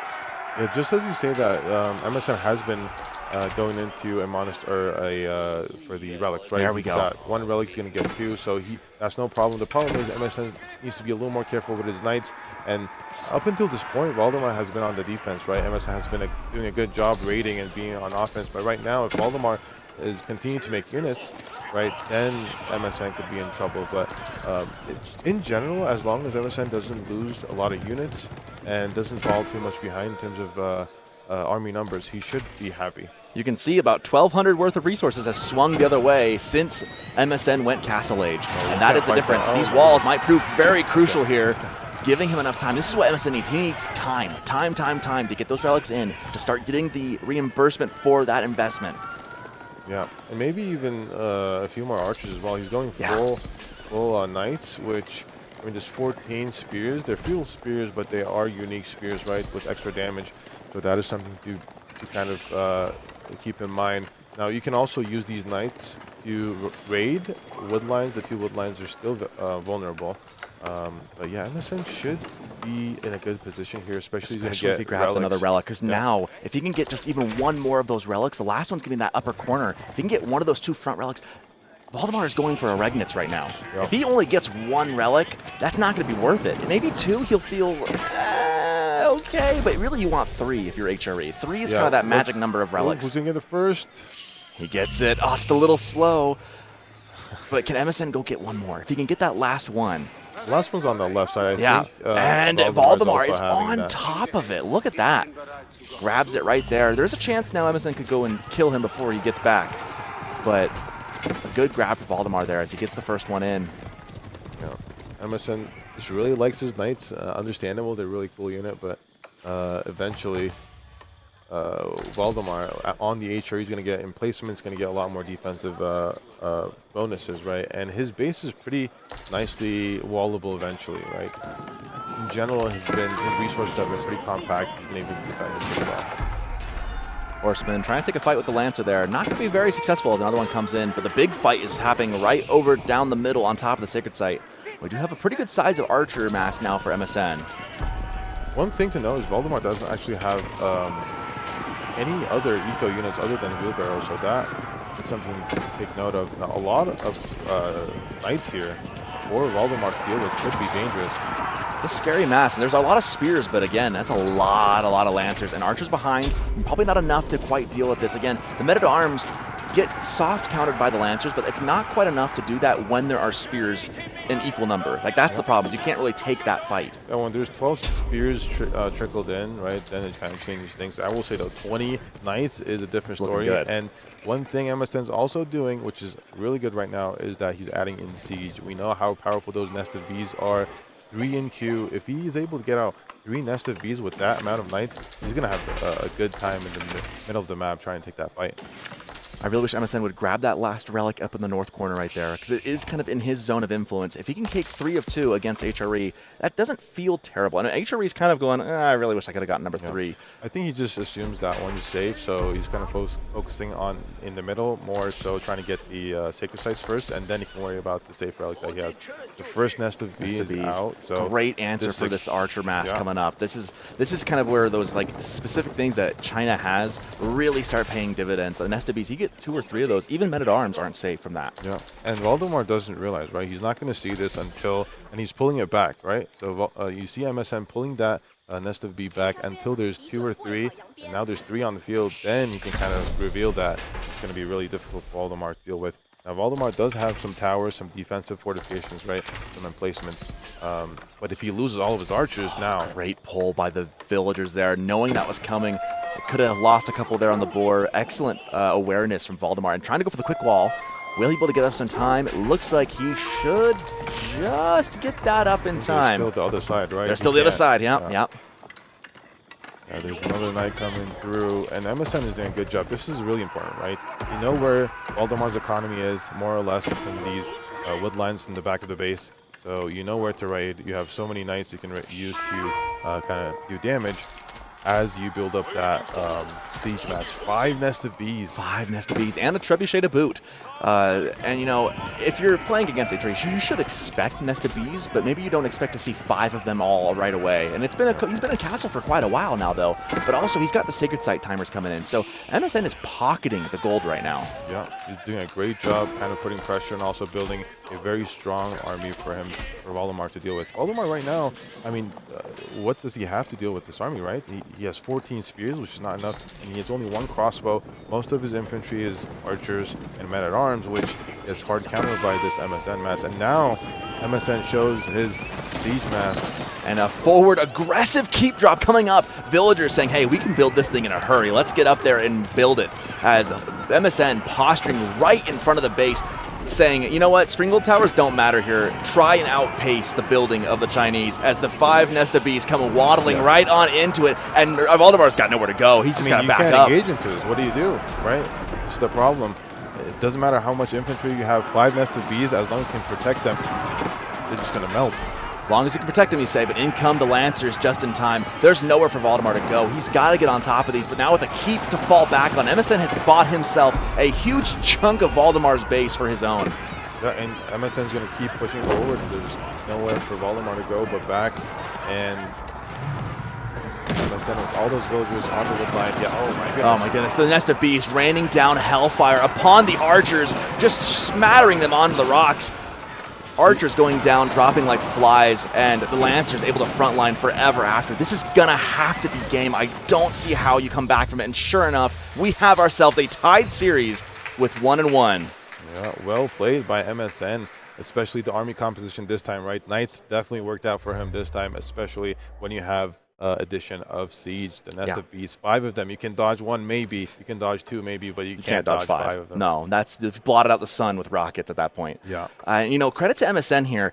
That was not an easy fight in Feudal. I mean, you've got men-at-arms that you can't really do anything about. You're just trying to hold. The fact that he was both sides, back and forth, baiting the army one way, raiding with the other, really making the most of Cliffside. The fact that Valdemar didn't have everything walled off very early, able to keep the men-at-arms away from his base. Keep them in Valdemar's base, then you can get up to Castle Age, and then, of course, the advantage comes back to you. Yeah, MSN was able to, even though he doesn't have great units to deal with those men-at-arms at his disposal, Chinese economy, you can have so many units, and you can have a good positioning from MSN in the middle, kind of pins some of these movements. And sometimes when you don't have spears and you have a lot of horsemen, even though the men-at-arms, you can't kill them, you just kind of ignore the men-at-arms, right? You go on to the ranged mass, you kill the archers, and that's what MSN was focusing on. And when MSN realized he can't really do a lot of damage with his cavalry, he kind of stepped back. What can I do? Go to the castle and go into those premium units. That pivotal fight over on the right-hand corner towards the east, up on the cliffs there, where the archers got surrounded by his horsemen, and he was just kind of has his own archers kind of firing into it, was able to kind of box that and kind of wipe that army down, keep that critical mass of men-at-arms down. Because once they hit that critical moment where there's just too many to deal with, you just can't deal with it, right? Yep. That fight, I think, was so critical. It bought him the time to get to Castle Age, and that's all you got to do against HRE. And then if you can take most of the relics like he did, keep him boxed in his base, eventually what you get in Castle Age is just too much. Yeah, definitely some good adaptations from MSN, and I think Valdemar wasn't expecting a lot of things that MSN did, and so that transition to Castle Age by MSN, and Valdemar feeling like he has to keep making units, and the units he's making is not going to be trading well with the Castle Age units that MSN makes, right? So overall, great Very game from strong MSN. Game. Yeah, 1-1. Definitely, some games to look forward to. Looking like it's going to be a good series. I think so. This one really could go the distance, I think. And I think when I was looking at this originally, I think I had it going the distance. I think I did have this going a long way. I think I originally was feeling pretty bullish on MSN. I thought he would be doing pretty good. But Valdemar game 1 looked really good. Yeah. I mean, really, really good. I just hope the next matchup, MSN is in a good position to make knights. Because I feel really like seems he's to be going to his keep MO. knights. And if there's a good position, good use for them, like in this game, then I think Valdemar might be in trouble. Well, and I want to point out, too, the Cow pointed out to us right before this that MSN hasn't practiced a lot with China. This is the first time we've seen China get through the draft because he's so big on Jushi instead. So Valdemar took a risk to let China through, and I think this shows why China just gets banned so often. It is such a good powerhouse of a Civ, and that's not to discredit what HRE can do, but it's just a really good Civ, and MSN able to make it work anyways, and was able credit to MSN. I mean, people have been saying he's not, playing all of the civs equally well, but he's been practicing. It looks like he's been able to kind of master a lot of the other civs so that he can have an arsenal to be able to compete at this level. And it looks like Valdemar kind of specifically not banning China, banking on the fact that MSN might not be able to play them as well. It didn't work out quite. So credit to MSN looking good in that second game. Kind of fun to have the two teammates here who are duking it off right now. It's been pretty fun. This, that's what I love about these tournaments is you get these guys, and then so often we see like the Canadian brothers duke it out. We see the two teammates, from the same country, same team, fighting it out here in this tournament. It's been a lot of fun. We've got a pretty sizable crowd out there right now watching live here in Denver. Shout out to everyone at home as well. And remember, if anyone has the ability to, we are hoping to get this to be an S-tier tournament. Clearly, we've got the talent here. We've got this guy as a casting talent. S-tier. We've got the players playing S-tier. If anyone can make the money prize pool, just push it over the line. By all means, try to donate. But enough of that. We are going into game number 3 here on Frisian I'm Sockton. This is Yak with me as we dive in. It's a tied series. It's a tied series. Who gets the advantage here on out? Let's find out. It looks like it's going to be a Knights Templar versus Japanese matchup, and we already see, not very surprising, but Japanese Dark Age aggression. And that's kind of what you have to do against us, right? Because Knights Templar is so good on water. We cannot understate that enough. Kingdom of France coming up here already very quickly now from Valdemar. But yeah, the Dark Age aggression right off the bat. Japanese saying, hey, you don't get to have the fishing yet. Yeah. I mean, Japanese having that only two spears, and remember the barracks is so cheap, right? This makes it so that Valdemar can't be having 2-3 docks so that he can have that extra food income that just so much boosting in terms of food eco. So Valdemar has to kind of play it more safe. As opposed to MSN, he can actually dock himself, right? Because he's on the attack. Bit of a slight sheep edge for Valdemar. Looks like he's got +6 over MSN. There's one left for grabs somewhere on the map, but that'll help a little bit. If you can't get on water, having a little bit extra food at home, some extra mutton can go a long way. Yep. See the first archer range immediately being dropped down by Valdemar. I imagine we'll see a stable come up soon too. MSN looks like he is pop capped a little bit here.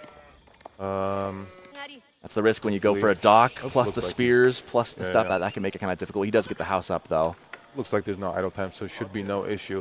Valdemar is going for that archer play to kind of put on some pressure, right? Especially towards the forward gold and maybe even the docks if that villager is not pulled back in time. All right. It's only MSN only went for one dock, right? So that he can't, he doesn't have to worry about too slow of an age up. But even so, his age up might be a little slow, but then everything is slow compared to Nice Templar, right? Yeah, they're just so good on this. Yeah, the speed is definitely there. We do see the first dock coming up here for Valdemar. Yeah, great spot right there. Yeah, just avoiding the very close shoreline fish. It's going to be very efficient gathering for Valdemar with those fishing ships. We got the storehouse coming up here for Msn.dk. The Kura storehouse, 30 seconds away from completion. I like that landmark a lot. I'm always sad to not see Shinobi on the field of play. I don't think Shinobi really are the right play here. There is a temptation with all the docks that maybe you can get some kind of cheekiness, cheeky sabotages going on. I think this is the better long-term solution. However, having the extra food at home, the free farm transition, it's just such a good landmark. And also scales so well, right? As you get those upgrades for your TC, get better gathering rate for your farms. It's just such a better, safer landmark for you to do. Now, there are some kind of roles for Shinobi, but yeah, like you said, in general, it's too risky of a play. Yeah, and especially when you're 1-1 here in the series, hoping to get an edge, get your opponent on the ropes. You definitely want to take the safe bet here. Spears getting pushed back by the archers. Good choice with Valdemar. He did go for Kingdom of France, so he has the option to get some cavalry on the field, but instead opting to go archers, knowing that the spears are the play currently, and maybe then he could snipe out some of these fishing boats.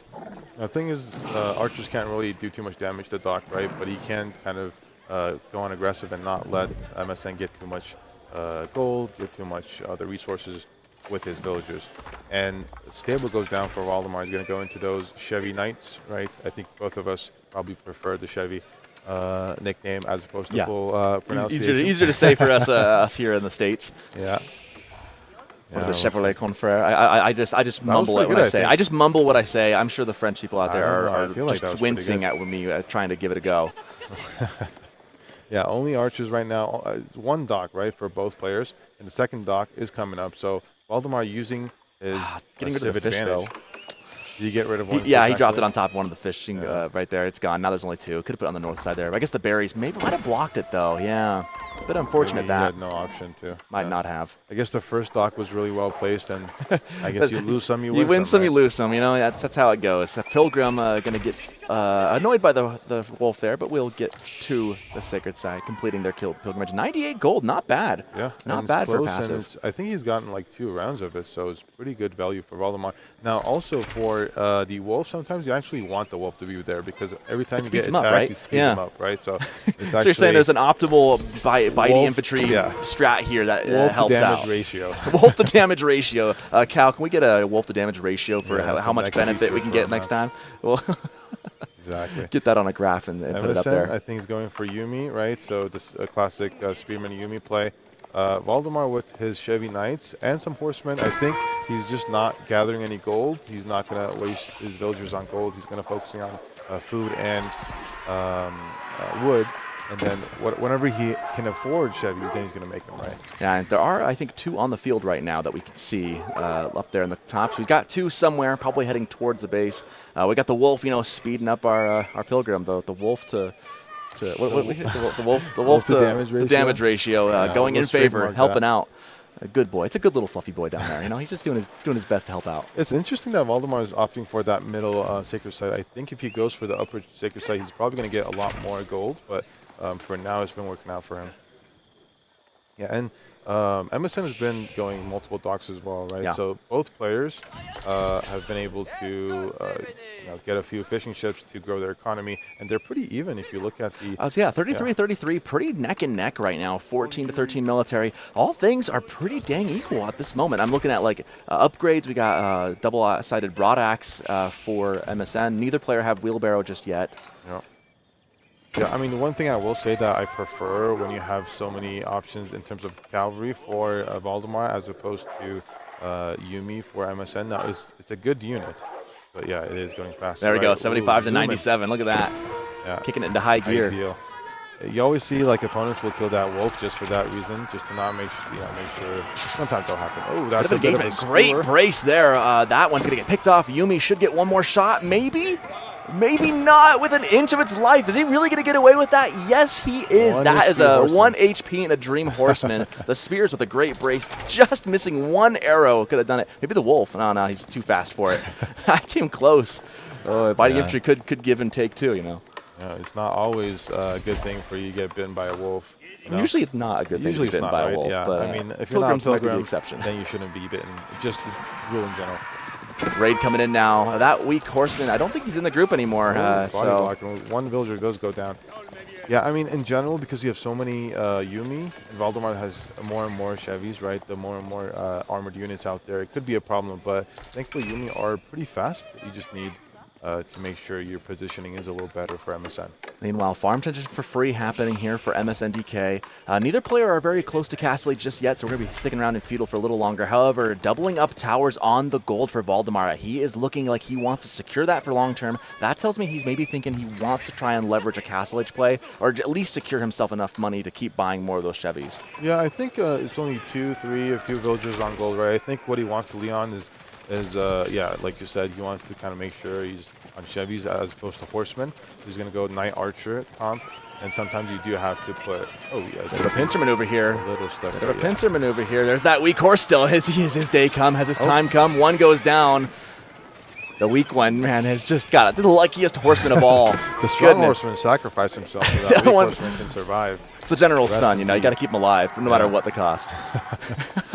Yeah, as Valdemar's going for the raids as well. When you have cavalry like this, it's a lot easier for you to be on the aggressive in terms of raids, and Valdemar's definitely using his unit as well. Another villager goes down. That's number 2 on the day. Probably, right? Number 3 right there. Spears and archers trying to push back. Yumi Ashigaru trying to do what best they can. Remember, they have -1 to their attack.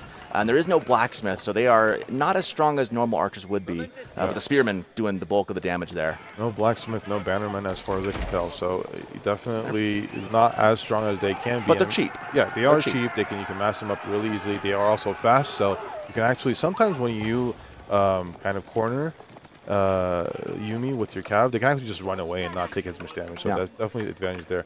Now Memisen's going into some samurai pretty heavily. It looks like.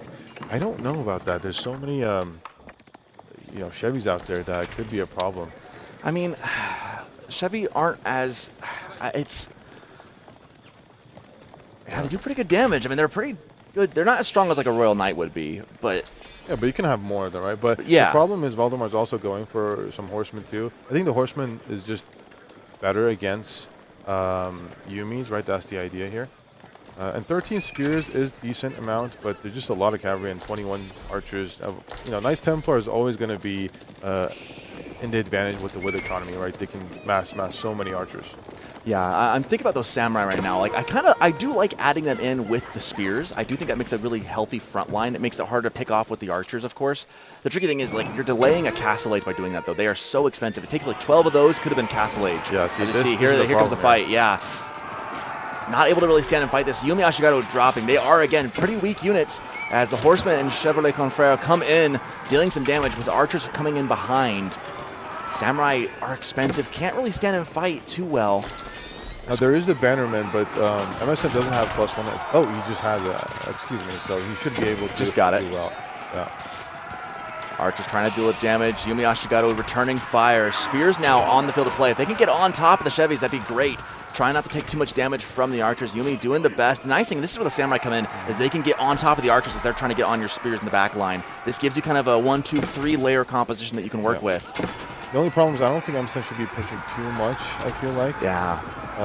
Well, I do say Or that, maybe but he actually should. going castle, so maybe, yeah, like you said, the better option is to be putting on some aggression here. I mean, if you're going to go for the samurai, right, you have delayed your castle age. Now your opponent has not gotten anything like that, but is going castle age. So your window for a lot of aggression is right now, or you got to find some way to get the castle lickety-split. And so far, Msn opting to get on the offensive, on the warpath, as it were. But again, fortified that gold. Valdemar has a safe spot to hide.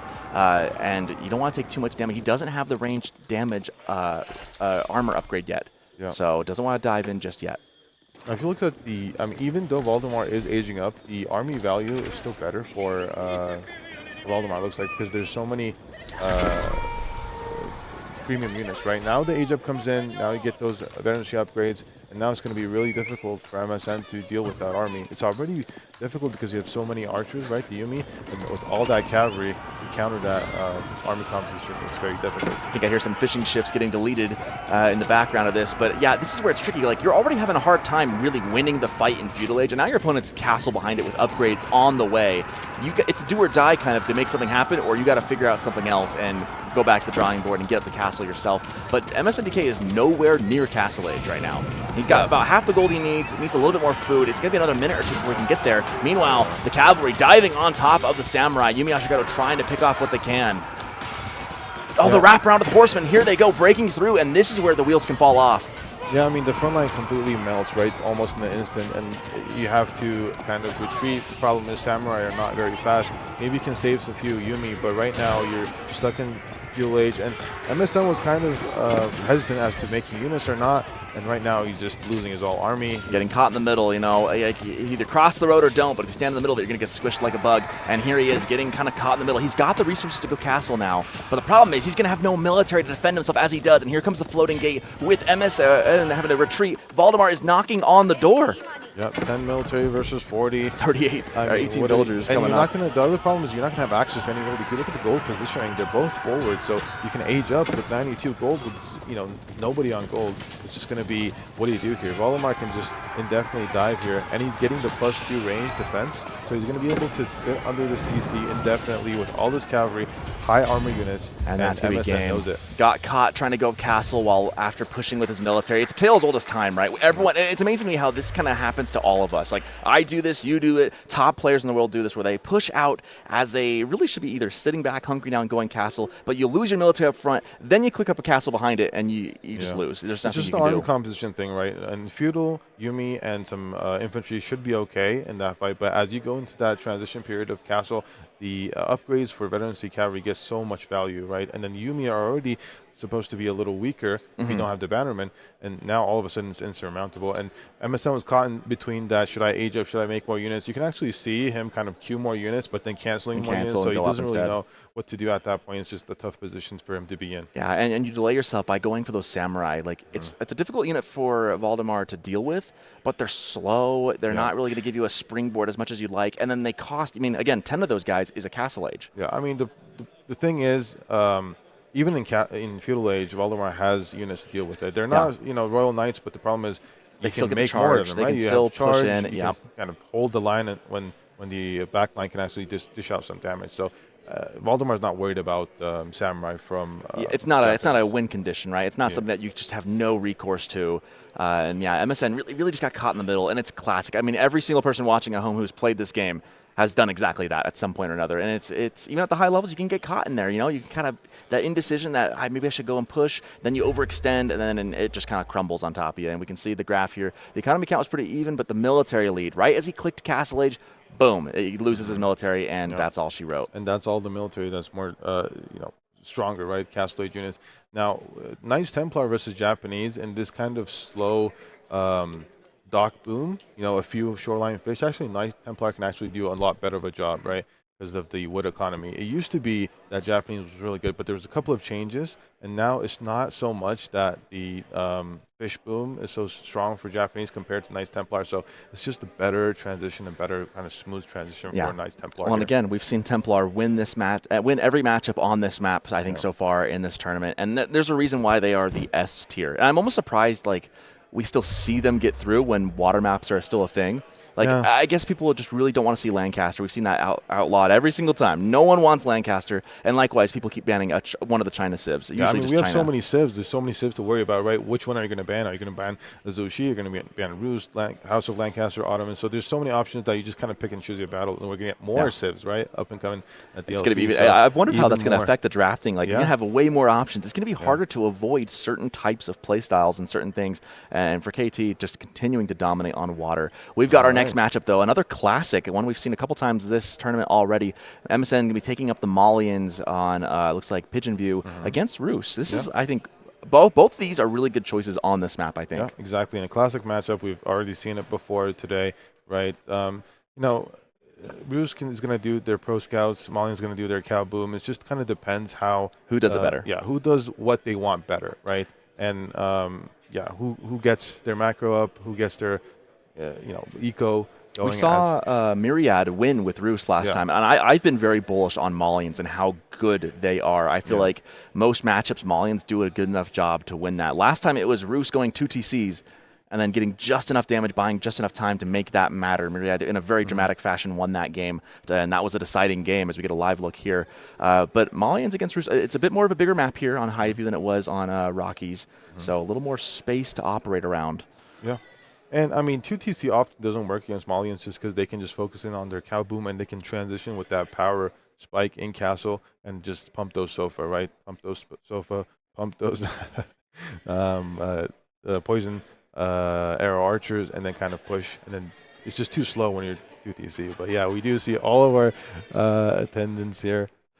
Big group. This is actually underselling it. The camera angle we have right now is underselling how many people are actually walking around. This is like just kind of, I'm counting like 10 or 12, but there's people coming on around next to us here, walking back and forth. There's people here just playing for other reasons, other purposes. We had a big group here today. It's been a ton of fun. I'm sure we'll have even more as the day goes on and possibly tomorrow.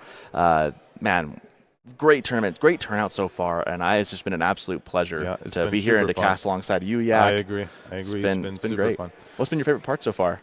I mean, being able to watch these players and then kind of meet all of these players and also watch, I mean, for example, MSN's first LAN event, right, kind of our different vibe, different kind of atmosphere. It's been really fun trying to watch these players go at it. And this series, it looks like 2-1, right? It could go either way, and this is Malian versus Rus, so a pretty even matchup.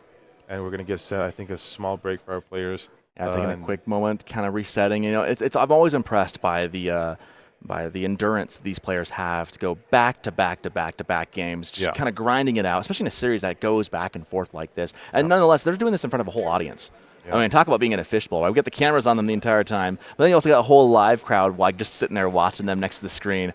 So kudos to our players for just really coming out and just gaming, just being really good. And these guys they never look too phased, right? I'm amazed that I start playing, I get the shakes, man. These guys are just cool, calm, collected. A lot of these guys have been at these high level tournaments before, and the experience really shows for most of them. Absolutely, and like you said, stamina is a different thing, right? It's one thing to be able to kind of focus. It's one thing to be able to focus on one game, best of 3, best of 5, but it's another thing when you go deeper into tournament. Now the options are more limited. You have to know more civs. You have to play more maps. You have to be better at anticipating certain matchups and all the rest. So definitely really good to see these players compete at the high level. And the pressure just goes up and up and up and up, right? For a guy like Myriad, he said, the pressure's off. He's going against Louis.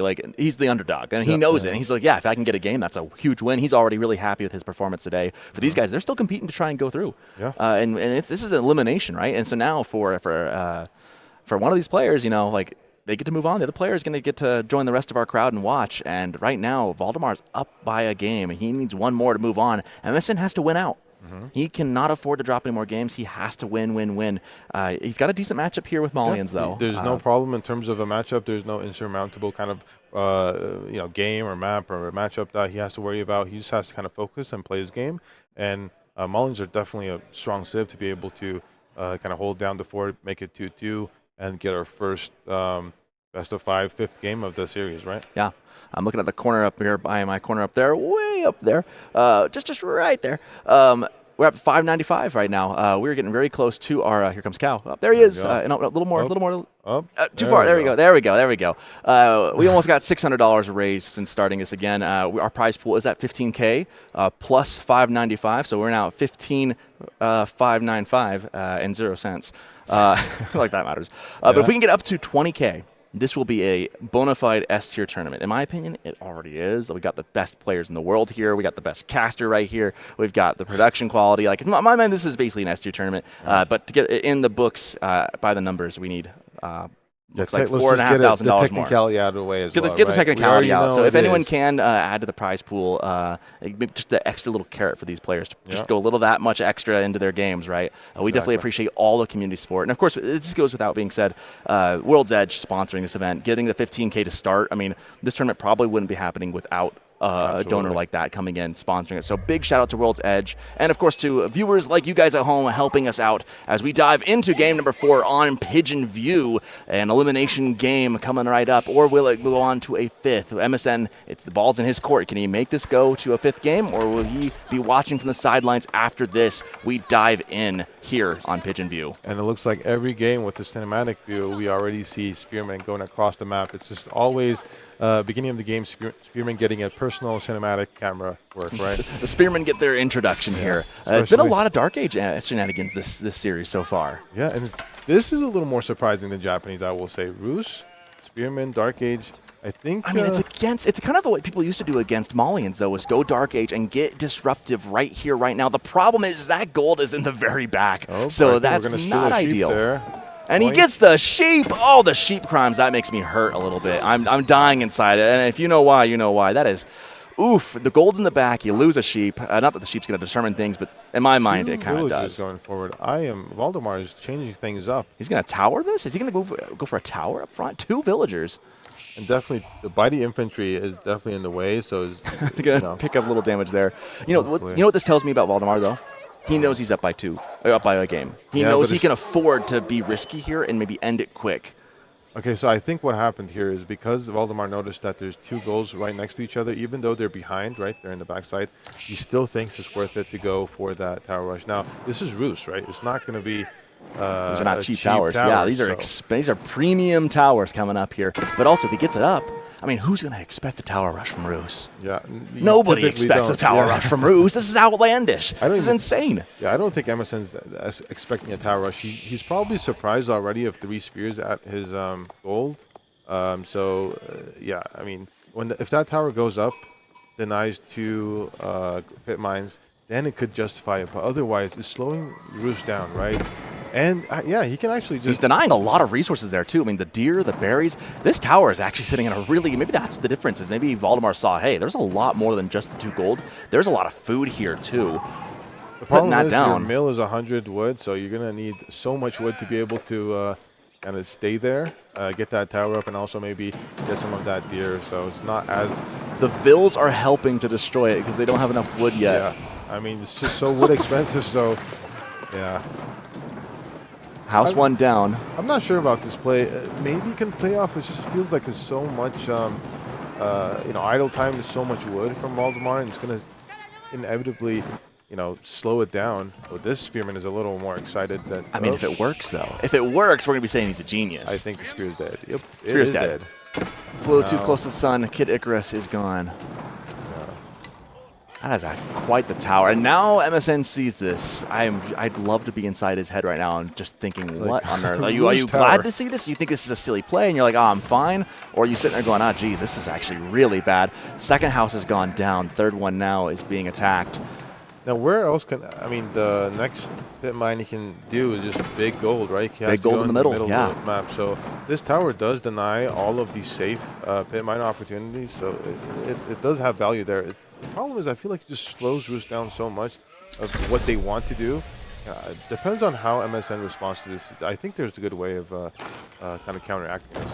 Yeah, it's like, can he hold this once MSN gets to Feudal Age? Like, once he gets a couple things out there where he can get the archer range, there's a standard response to this kind of thing. Then you just maybe you just tear it down eventually. You know, just once it's down, and then if Valdemar's too far behind, if there's not been enough damage, this could be really, really bad. Yeah, and Valdemar's not going for the pit mine, so he's expecting that's Archer already, so he's just kind of getting rid of the houses. So that tower, although it denies the second pit mine, it might be okay for MSN just to kind of, yeah, now you have to age up with 8 villagers, right? You're very behind, so I don't know if this was worth it for Valdemar. We will see. And now the 2 villagers have to walk all the way back. So yeah. this is not just expensive in terms of wood, it's just also expensive in terms of idle time. Now we see a very, very forward pit mine. Yeah, I mean, this is a big goal too, so MSN should be okay as long as he didn't overreact, he didn't pull any villagers, and I think MSN should be in a good position. This is kind of how you react to any kind of rush, right? You just got to be cool and collected. Know that it's not the end as long as you get what you need in. This pit mine, on the big one too, it is a lot harder to defend that long term, but in the interim, I mean, that tower is annoying, but it's not going to be too terrible if he can get it down eventually and have the gold still trickling in. Yeah, and Emerson's going to stay here with a couple of archers, and the pit mine's going to stay there, no problem. He's going to get the passive income. He's going to have no issue there. Valdemar is still age 1, almost 6 minutes, right? So Emerson's going to be able to get that big gold pit mine. It's the extra income. And immediately we see Valdemar with a staple. So this is a very unorthodox roost, more aggressive roost. Maybe a little kind of the old roost of being able to definitely not standard play in terms of this matchup. No, this is not the normal meta you see every day on the upper ladder. But at this point he's up a game, so I think maybe he just feel like it's justified with the risk. Maybe he's experimented with this build. Maybe he has an idea of what he wants to do. I mean, so far it's not been terribly slow. It's 6 minutes and he's up in age. But he doesn't have any gold. I didn't even realize that. Yeah, there's no hunting cabin. No hunting cabin gold. Yeah, that's extra damage. I mean, this is, I feel like 175 wood is just so much extra additional kind of cost for it. And this is a warrior scout, right? He kind of... It's a Vanguard scout, so it's not been upgraded, so it's not going to do too much. But yeah, I mean, if the towers weren't that expensive, if they were like an average tower, maybe this would be a better justified idea, but with how expensive they are. There's still 2 villagers walking across the map, right? Yeah. The warrior scout upgrade is coming, but the sphere is there to make sure that no villager goes down. And MSN goes into Sofa Archer, so it's going to be similar to that way Louis was playing Malians, right, earlier yesterday. He's going to go with that Cav Archer composition. This is the composition that Malian likes to play eventually in Castle Age anyway, so I think it's just kind of to protect this, because this is so much value for MSN, right? This big gold, it's almost fully filled out. It's going to be so much passive income for him. And that tower just being completely ignored. Survival techs doesn't even have the gold for survival techniques. I mean, he does now, but just hasn't had the time to really get to it. And no trees. A hunting cabin generating absolutely no gold. All the passive income haters are just rejoicing right now. Yeah, I mean, as we've been saying, it's just so much kind of opportunity cost of going for that tower rush, right? It's just not the roost economy that we know, especially in terms of gold. A lot of horsemen on the field for Valdemar now, but the Sofa is going to be more than enough to deal with that. Eventually, maybe he might transition to knights depending on what he sees. Yeah, but so horsemen, spearmen for Valdemar, and then probably a better composition, at least for me, to my liking, for MSN. Yeah, and I want to go back to what you said, too, about MSN just not overreacting. And that really is kind of the key. This is a play that's meant to get you kind of frazzled, kind of off your kilter. And here, MSN just cool as a cucumber, just, hey, I see that, I recognize it, I mean, and I'm going to disregard it. What did this tower do in terms of damage, right? You don't really, you got a couple of houses down, but you don't really need that deer anyways. You kind of, you do deny the positioning, right? The second gold. So the second pit mine for MSN is going to be more vulnerable, but it's going to be better in terms of income. Yeah, the other one's generating a lot more right now, and now Valdemar is going to see it and kind of be like, dang it, like there that is. But he's got horsemen coming up on it right now. There is a tower, so those villagers will have an egress to get away from that. And they will run for it very quickly, and no loss of life as far as economy goes. And, the Sofa are there to help counteract this. Yeah, Sofa, there are a few archers. I think it's not a good idea to kind of stay so much under here just to kill 3 archers, because I think you're going to lose maybe a few horsemen, but... Spears from Valdemar coming in now, trying to get on top of the Sofa. They'll get 1.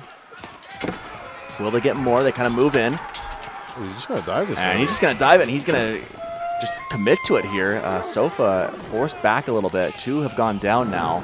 And now he gets to have the tower. So a pretty good engagement committing to this, actually. The problem is Msn now has a couple of Donzos, and that's exactly what he needs in the situation. So he's just going to be able to hold this position, is my guess. Yeah, once the addition of those pokey boys come in, it's just so difficult to stay with your cavalry. Not a huge mass of them yet, so Valdemar pushing the issue, trying to target them down. Should use this opportunity to heal that tower up when there's no units around. Oh, yeah, you could have a chance to get those guys out and repairing it. But either way, it looks like they'll be alive to fight another day and to mine some gold later as Valdemar retreats back to his base. And if you look at Msn, 10 cows already, right? So 2 out of 2 pit mines, 10 cows, as opposed to Valdemar. What economic bonus does Valdemar have right now? There's no pro scouts. There's, it's just these tickets. Got a couple tickets. Right? He's got a bit of bounty, and I think that outpost looks really nice next to that gold base. It's aesthetic. It's very, the aesthetic is very pleasing. I agree. I mean, I'm all down for Pyrrhic victories rush, here. right? Pyrrhic victories. I'm just kind of. Look at that. Beautiful. Yeah. Nothing more roofs than a tower right on next to a bunch of deer. And he doesn't even need units inside of it because it's so much HP, right? It's almost 2,000 HP as opposed to a normal tower. So. But to your point, though, like, he hasn't gotten a whole lot of value out of this.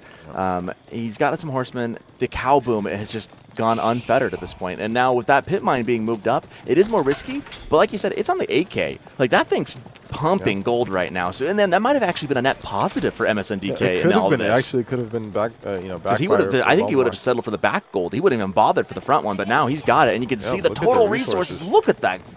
Goodness, I wish my portfolio had that, just shot going straight up like that. I'm pretty sure Dabson's looks like that, though.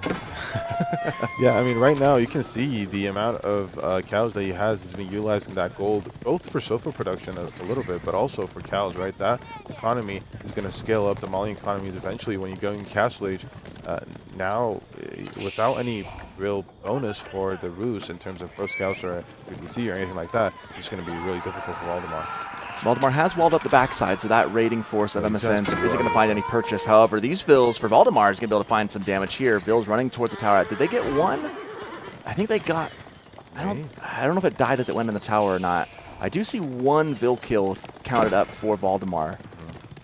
Not sure if that was from there or from earlier, though. Valdemar going for archers, horsemen, spearmen. This is a very unorthodox Rus play. Field aggression, right? Yeah, look at all those cows. Look, it's almost a full setup there. Yeah, 16 of 20 now. So pretty much, I mean, you got enough cows now. You don't feel bad going into Castle Age when you get there. And right now, MSN's got the gold, frankly. He just needs a little bit more food, and he is there. These cows provide that in short order. Now, Valdemar left with nothing but the houses to attack as horses running past each other through the stealth forest. Nothing to see here, guys. You just continue on your way. As Sofa dive into the base of Valdemar, looking for some kind of damage. MSN hoping to extend his lead here. Yeah, this Sofa raid might not be the best, but the important thing is MSN is essentially almost Castle Age, right? He's going to have enough resources, and he does. He's going to drop the landmark anytime now. And once that landmark is dropped, his food income is going to skyrocket. Valdemar, like I've been saying, he just doesn't really have that extra economy boost like you would in a normal Rus Malian game with pro scouts, right? Yeah, he's got a bit of a military edge, but the tricky thing is it's really hard to throw away your horsemen into Donzos. Like, it just doesn't feel good. You can't win that fight. He does have some spearmen of his own to deal with the Sofa, but again, he's got about double the military, but with an imminent Castle Age, and you are nowhere near Castle Age as Valdemar with the Rus right now. He's just not even, it's not even in a question right now. Yeah, the one problem is Valdemar is going to be able to attack this position here, right? There's a lot of houses here. The pit mine is high value for MSN as this transition goes from Castle Age, right? He needs a little bit of time to get those upgrades, get those units. The military advantage is squarely in Valdemar's favor at this point, and you don't want to be, kind of baited into a position where you try and defend a position that's not really defensible for you. At that moment, you might want to kind of give up the space. But let's see what MSN does. It is a serious advantage. Yeah, he is now Castle Age. And yeah, to your point, like, going Castle is very expensive. And it does open you up to vulnerabilities, even when you've been ahead the entire time. But, at this point, you've got that second gold back there. Maybe that aesthetically pleasing tower needs to come down now. I mean, that could be an option he could look at. Or if he loses this position here, which it's still there, by the way. It's still just churning gold. He could always angle back and get that back one. But at this point, I think you're right. He just needs to get the military mass going and get those upgrades going. Valdemar's feeling pressure. He doesn't have time to kind of deal with that pit mine. He wants to deal some damage, right? Because he knows the cow boom is online. And yeah, imported armor, veterancy on the archers. It's just a classic Malian army comp. And the problem for MSN to burn that tower, he doesn't really have that many melee units right now. Yeah. He has more problems to worry about as there's a dive happening. But he should be okay in theory. Yeah, these spears can't really stand on the town center. You know, the horsemen, you can choose where you want to shoot the town center arrows, and he could just easily say, hey, pick the spearman, not the horseman. Now, this is what he needs to do, is hit the infrastructure that's in the front. Don't let MSN get the chance to build units if he can. Keeping the pressure up, Valdemar kind of is in a do or die situation. If this fizzles out, it's over. Yeah. Well, one thing also is that MSN doesn't have any blacksmith upgrades, also no eco upgrades, so both sides not really prioritizing upgrades and kind of making sure to be on the aggression at least for Valdemar. You do see on the economy count, when you put cows into consideration, the cow boom is just so strong right now. MSN is definitely in the economic lead. Now, will he be able to hold this question? It's interesting. We see the economic, it's tale of two cities right here. You got economic lead versus army value lead. Which one matters more? You know, you got the tech advantage and the eco, but Valdemar has the military now. What wins out? We see that MSN just trying to get some kind of military. He's got no upgrades. The cow boom is completely online. Can he hold? Here come the Sofa. They do have imported armor. They are upgraded. Can he make this work? Yeah, so far no problem because they have imported armor, but the archers from MSN probably want the +1s on that, but MSN decides to take this fight. I feel like there's too many spears for now. He still needs a bit of time, and I think he agrees he's going to pull back under PC range just to kind of poke and prod and make sure that he doesn't lose too much of his match. Say time is on Msn.dk's side right now. Like, the longer this goes, the longer he can hold, the better he will be. I don't like this fight either. This is not good. Right on top of that, Sofa do back up a little bit. Just not enough archers. There's only a couple there. Not enough to deal with the massive spears that are trying to get into the base. I think the problem for MSN is that he built all of his production forward so that now he's not able to produce. And you can see, especially on the wood side, he's holding a lot of resources. But maybe he's going to be able to do a decent trade here just because these are Sofas, right? Castle Sofas, and yeah. Sofa standing up and delivering. What a hold by the Sofa, just standing in with the imported armor coming in absolute clutch. What a fight. That was really, really close. If those guys go down, those 6 or 7 units right there, if they fall, it was over. Instead, they hold their ground, pushing Valdemar back into the center of the map, and more reinforcements are en route. Now there's really a terrible position for Valdemar. Now, there's all these Sofa. Just a second ago, Valdemar had 20 spears, even more. And the military graph must be insane. I mean, that must be just an absolute plummet. I mean, that was the hold right there. And you can see, look at that, the peak, and then just now he's got the lead. Yeah. He has the military advantage here as far as value goes, and the floodgates are about to open. Now, what does Valdemar do from here? You have no kind of advantage to you. You might. Now he's going to go back to it, try to attack this, but at this point, MSN is going to rotate around, be able to defend it, no problem. There's going to be 12 archers for him, a bunch of Sofa, plenty of units for him to be able to deal with Valdemar's units. Right now, it's just, yeah, looking bad for Valdemar right now. Yeah, Valdemar's still an age behind, and that's going to start mattering more and more. Now that he no longer has a military lead, his units are also outclassed by what MSN has. And so this is where things get really, really tricky. And if you haven't inflicted enough damage, which it doesn't look like he has, what does he do next? And there's not a lot of recourse here. He's trying to get some value where he can get it. But here come the troops from MSN. Yep. And the problem for MSN, the only problem maybe, is that he didn't have gold axes here, so that's why he's sending a few villagers forward. Now, it doesn't really matter at this point. His economy is so much better, and his military lead is continuing to go forward. And this is a very ambitious board for Valdemar. It's just kind of desperation play for him because he has no food, right? He has no really economy to lead back on. The desperation boar, if you will. Yeah. Are they just killing the boar and walking away? They kill the boar and walk away. It's too risky, apparently. Maybe, yeah, I must have seen. Maybe there's a... I don't know if you can see it with that outpost, point of interest outpost. I guess not yet. Maybe not. Maybe he was just worried about it, though, being in view. I mean, it was a risky play. It was risky either way. He might have gotten away with it for a bit, but the problem is what do you do now? Like, you still have no option. You're down in age, same military number, eco number is... Look at the income per minute, right? Yeah. Over 1,000. Not even half that for Valdemar. It's just no food. He can't make units. He's been making a lot of horsemen. It's a lot of spears, though. I don't know about this charge, but I think MSN is still okay. He can do whatever he wants in this position. Just kind of make sure he doesn't delete all of his Sofa into those spears. Yeah, that would not be good. That would not be good at all. He's going to back off of the sofa. Archer's doing some damage. At this point, MSN just needs to start you can't churning just leave units. his archers like this, though. Horsemen getting on top of them, trying to get this back into the hands of Valdemar. Sofa in there helping with the retreat, but Spears now on top of the sofa. Yeah. Archers in the back trying to hit the archers of MSN. He's going to have to back up. He doesn't quite have the mass yet. It's the spears. They just do too much damage against cavalry to want to stand and fight against that, as good as the sofa are. He can turn back and fight, so I think he's just being safe and kiting a little bit. But yeah, see, Valdemar's pulling back because there's no way he can win this fight. The archer's kiting is really what's making this, because now you can turn around and say, okay, now that we've thinned out the spears, we can turn around and push back in.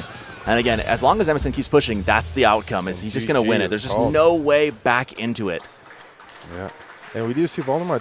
I think that initial tower rush play really kind of cost him a lot, and then in terms of tempo, MSN was credit to MSN. He dealt with that tower rush really, really well. He just kind of didn't panic. He didn't even lose his initial pit mine. He lost a couple of houses, but honestly, it's worth losing a couple of houses for Rus to completely change their game plan and not go pro scouts, not have their hunting cabins. I mean, so many different things for MSN to be happy about with that start. And with all that had happened, it was still risky. Right, that castle age from MSN was still risky. Valdemar was still knocking on the door. If those Sofa hadn't had imported armor, and that fight hadn't gone quite his way, they stood and fought. That could have been kind of dangerous there. But again, the Calvin was fully online behind it too. It is risky per se, but I mean, if you just have your a production building in the back, for example, he would have no issues. Even if he lost so many production buildings, he's still in a good spot because the cow boom, the difference is just so big. Because normally with pro scouts, you have so much income, both from hunting cabins and pro scouts with the bounty and the food boost, right? And you can actually transition to castle, maybe get some of the relics for Rus. All of these different things are now out of the table, and you can see from the economy count. I mean, it's just the cow boom. It's just so much, almost that difference in economy is going to eventually translate into military value, right? And you can see it there. Yeah, that big swing in army value, just incredible. And yeah, if the production hadn't been forward, like MSN kind of put himself in the hot water there a little bit. But even then he was still okay. But if it had been in the back, I mean, he'd been cruising. I mean, and in the end, he does pull out the win. The aggressive play from Valdemar does not get him to the next level just yet. It is now a 2-2 series. We are going to go the distance. Yeah, this is going to be the first Game 5, I think, for us. And we already knew this coming into the series is going to be pretty even, and it did not disappoint. We're coming to Game 5 right now. Let's see what Valdemar or MSN has up their sleeve. Well, we know where we're going to be, at least. We know we're going to be in the Rockies. What more iconic place we could go than that? The question is what do you pick on that? You know, MSN's got Byzantine still sitting right there. He's also got Jeanne d'Arc. I think Byzantines would probably be the safer choice. Are we going to see a Byzantines? And then for Valdemar, a Ubids or French? Because there's a chance if you pick French and MSN goes Jeanne d'Arc, we got like this weird pseudo mirror match going on, right? I don't think that'll happen. I think it's going to be a Ubid to Byzantine matchup here. I like a Ubids in that matchup quite a bit, actually. I think French, you might not. I mean, it could also be French. The problem is you have a Ubids in case MSN for some reason picks Jeanne d'Arc, then you have that counter, right? So it's not going to. Yeah, I mean, we'll see what these players decide, but Byzantines versus Ubids could be likely here. I'd probably pick a Ubids here because either way, it's French pseudo-French mirror. Okay, well, you know what? Throw away everything I said. I mean, we forget that MSN really likes his knights. Okay. MSN I forgot really about that. likes his knights, so Jeanne d'Arc is very appealing, and instead Valdemar says, I'll play ball. Let's have a knight off, and we'll just see who. So maybe Valdemar is anticipating him to go for. Jeanne d'Arc could be it could also be a personal preference, even though he can play. The thought is, if you know he's going to go with Jeanne d'Arc, I would think a Ubids would be the better play for that because the camel and would just play. I mean, that's like an anti-French pick right there. That's true. Instead, going for he's just going to say, nah, my French is better than your French. Yeah, I think for MSN it might be a preference thing as opposed to maybe he doesn't really like that Byzantines that much. He prefers his knights, which we've seen him today, prefers knights very much. And I would say Byzantines into both French and into a Ubids is not the easiest of matchups. I think Byzantines and French can be pretty back and forth, and a Ubids I feel like can really put the fire to you as well. Yeah, I mean, I think it depends on the spawn. I think Byzantines versus French is typically okay, especially in this map when it's compact and you can actually defend with your Limitane, right? So I think Byzantines versus French is no problem. And also Byzantines versus a Ubids is also a good pick. But MSN decides he's going to go with JD.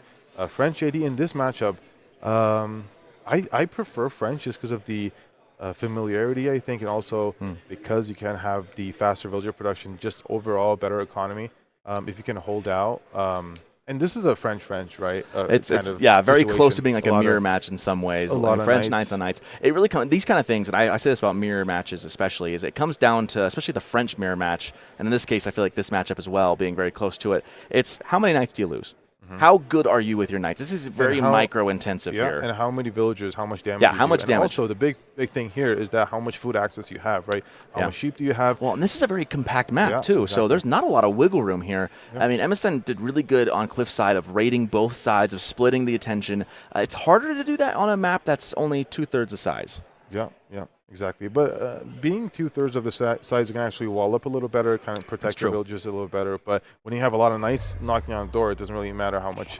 And this, I really like this cinematic view going in through the mountains. Yeah, It here always we looks are. really good. Of all places, it comes down to a game 5. We have gone the distance here. Valdemar and Msn.dk duking it out, both with their respective French civs. I'm Soccer, and this is Yak casting alongside me. And here we go, diving into a distance-defining match. Winner takes all. It all comes down to this. Yeah, and we're going to see the sheep count. It's pretty important for both players to get a good hold on the food access, right? And looking at the spawns, right? Yeah, for MSN at least, both the deer packs are forward. The gold is at least a little tucked away in the back, for both players, so it's not as dangerous because you know both French and Jeanne d'Arc needs that gold, right? So, yeah, we'll see how this game goes. I think pretty even in terms of sheep for now. And so it depends on how this early field age and how this harassment goes for both players. Man, I was talking to someone yesterday about how it's nice that we don't have too many mirror matches in tournaments, and that's kind of been phased out. We found a way to draft where we don't get that. It is always fun to me when we see like the pseudo mirror match where it's Zhu Xi versus China, or in this case French versus Jeanne d'Arc. They just play. They're very similar in so many ways. But this will be a fun one. It's been a while. I'm kind of excited to see because, again, the minutia of who does what slightly differently, who micros their knights slightly better, really gets to be brought onto full display as we see School Cavalry already going up with Jeanne d'Arc, MSN heading to the second age. I assume the deer for Valdemar, because there's a lot of sheep icons, it's over there, right? So that position is a little more defensible. It's also close to the goal, so Valdemar can actually go out and eat that deer. Because in a situation where there's Jeanne d'Arc and French, Pro Scouts are so expensive. It's so dangerous, too. Yeah, it's you so expensive. kind of put yourself behind in the night number. So it's really advantageous for Valdemar with that spawn, as opposed to MSN. I mean, both the deer are so far forward. There's no way you can kind of go forward with just the tower and be safe. Slight sheep edge for MSN, it looks like. Yeah. Chance for that to be evened up here by Valdemar, but it's pretty dang close. 13-10, 2 more up for grabs, and it will go to MSN. He will grab them instead. So a slight boost here. He's also going to get up to age just a little bit faster. A couple of the differences there of the two civs. One thing we got to keep remembering is that Valdemar, he's already up an extra 2 villagers, or a villager and a half or so, and that's purely because his town center just works faster. Yep, and the longer the game goes, that advantage is going to compound, right? And this age up for MSN is actually rather quick. Sometimes you see like one villager age up for that experience, but in this scenario, where it's French, you're playing against French, you want that knight out as soon as possible, right? And Valdemar is able to get wheelbarrow earlier on because he's the French, kind of utilizing that economic bonus as well. And this is what I'm talking about, right? This is what I was talking about with French. You have more of an eco bonus. Your economy scales a little better, as opposed to Jeanne d'Arc. You have to kind of beyond aggressive do some damage. Exactly. Jeanne d'Arc getting just a little more XP there. She's going to build the mill and then probably gathers a drop-off or so of berries to get up to the next age. I'm curious, if you're playing here, which do you prefer? Do you prefer the archer or do you prefer the woman-at-arms version of JD? Maybe the archer just so you can snipe because it's a compact map, and maybe you can snipe a few builds, but both of them are not, depends. Especially because I don't think each player is going to go into spears, especially French. I don't expect Valdemar to go into spears. It just gives up so much experience. So, yeah. I usually say he who goes for spears usually loses in the French matchup. That's not always the case. We do see pro scouts coming out for both players. Okay, so it's kind of a gentleman's agreement. We're going both for pro scouts. Let's not be too aggressive early on, just for one night, and then continue fight over the deer, essentially. I think MSN would get a bigger benefit out of this than Valdemar would. Just due to where these things have spawned, because Valdemar's deer are much closer to his base, whereas I feel like MSN's are kind of more up in the front, so I feel like he's going to get, just by a basis of the spawn, a slightly better value for this. As we see the first Royal Knight on the field for both players, that one purely just defensive for Valdemar, saying, hey, no. And I love, oh, what a great short wall. I hope that actually connects to it. Looks like it should. And that is strategically just really, really important. Yeah, and Valdemar knows this positioning that both his deer packs and his golds on the same side. I was talking that as an advantage, right? But in this situation where both players go pro scouts, MSN knows exactly where to attack, and it's going to both deny the pro scouts or attempt to deny pro scouts and also threaten the gold, right? So for MSN, this positioning is actually advantageous for the attack. Hey, you called it there. She goes for the hunter. She's the huntress, and she's going to have the archer, the long range, which could help to snipe a couple extra vills or pick off a knight as it runs away, too. Or pick off some... I mean, the problem is you have to be confident enough of your army to move forward with your JD, right? Mm-hmm. You can also pick off some scouts in this scenario where both players are going pro scouts, so... yeah, definitely a lot better, because I don't even think you're going to land anything with... there's not going to be any spears. You're right. The odds of spears probably not usually what French wants to do. In any other matchup, yeah, maybe, but probably not here. As we see the French knights patrolling the area. It's a French civil war upon us here, as both players trying to get their ticket punched for the next round. Valdemar is opting to go defensive with his knights and just making sure he gets access to the deer coming home. MSN is trying to get that experience killing the boar while everything's kind of calm, right? It's going to get crazy eventually with all that knight mass from either side. So, yeah, he's getting that experience early on. MSN also walling his gold pretty nicely. It's kind of tucked away, safe. Yeah, I think both players just kind of focusing on pro scouts right now. The second stable comes down for MSN. It's going to be mass knights for both players, which is not surprising. Yeah, you kind of mentioned it when we saw the both of them ticking up into pro scouts. Kind of a gentleman's agreement almost. Like, hey, we're just going to take it slow, nothing too crazy. We know it's the final game. No crazy shenanigans, no Dark Age tactics this time. Sometimes JD can be prone to that, but not here, not in this matchup. Yeah, I mean, it's an interesting thing to think about. If one player kind of didn't go pro scouts and instead go to mass knights, it's going to be a lot difficult to deal with. Of course, the risk, right? You're kind of giving away your advantage for pro scouts in the economy. But I think MSN, just looking at the deer spawn, he just felt like he had to go pro scouts. Yeah. I'm a little surprised that Valdemar went for it as well, but he still has a sizable knight retinue out on the battlefield. In fact, like he's getting kind of aggressive, stealing some of the front deer, and that's why he pushed out there with those knights, forced Msn.dk back a little bit. He didn't quite have the mass ready to go yet, and one carcass is being carted away. Yeah, and being so forward, the deer for MSN is just kind of more exposed, and Valdemar's going to be able to grab a few deer here and there and scale his economy better. Look at the villagers difference, right? Almost 4 villagers ahead for Valdemar, and both players are pro scouts. Both players are going to be able to get that food boost. Just, yeah. The nice thing for Jeanne d'Arc is they get their bonuses in their stables a little bit earlier than French would with the keeps in Castle Age. Yeah. So where you're down a couple villagers, you're getting those resources back in the faster production. Yep, exactly. So or the more efficient production, I should say. Yeah. I mean, that's going to be one advantage for Jeanne d'Arc. It's going to be getting that Civ bonus. Doesn't have to wait for Castle Age to get that cheaper production, right? And we do see a wall coming up for Valdemar as well, protecting that back to the base, because there's a gold there, second gold there, right? There's 2 berries there, a lot of resources to protect in the back. And it's just kind of easy in this map. It's so compact, you don't have to spend so much wood, especially in the knight versus knight situation. You just want to play it safe. Valdemar will get away with stealing one of the venison as the first shot fired. And here we go, knights playing some cat and mouse back and forth, trying to see who's going to blink. It's like a big game of chicken. Yep. You know, who's going to move first? Yeah, Valdemar has a slight advantage in terms of knights, knight count at least, so he can put on some pressure. But if you're Valdemar, you don't really don't want to. Oh no! Oh, close pull there. Blink and you miss it, but he managed to get away and avoid the charge. Charges back instead. JD does have the ability to heal. Almost. Does he pick it off? Shot? Does he have a shot? Oh, it's close. It's close. She's trying, but just out of range. And a knight gets away with 8 HP and a dream.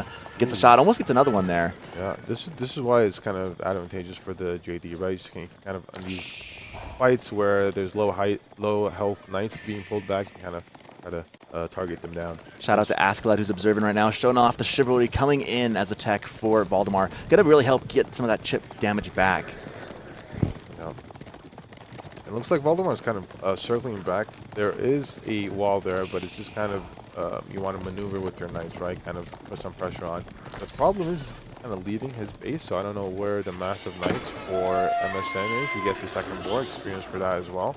Every little bit helps, yeah. With no spears or archers to be had right now, there's not a ton of XP for JD to get. Meanwhile, knights going into each other's base, doing a little switcheroo here on us. And MSN knows where the gold is, right? And he's just going to attack that point. And MSN actually knows where the opponent's knights as well. So this information in terms of where, and Valdemar also sees it, so both players know. The problem is this gold. MSN positions his knights to deny the retreating point. There's 3 knights in there. There's 3 knights in there. I didn't expect that. Yeah. What are they doing? How do they fit the horses in there?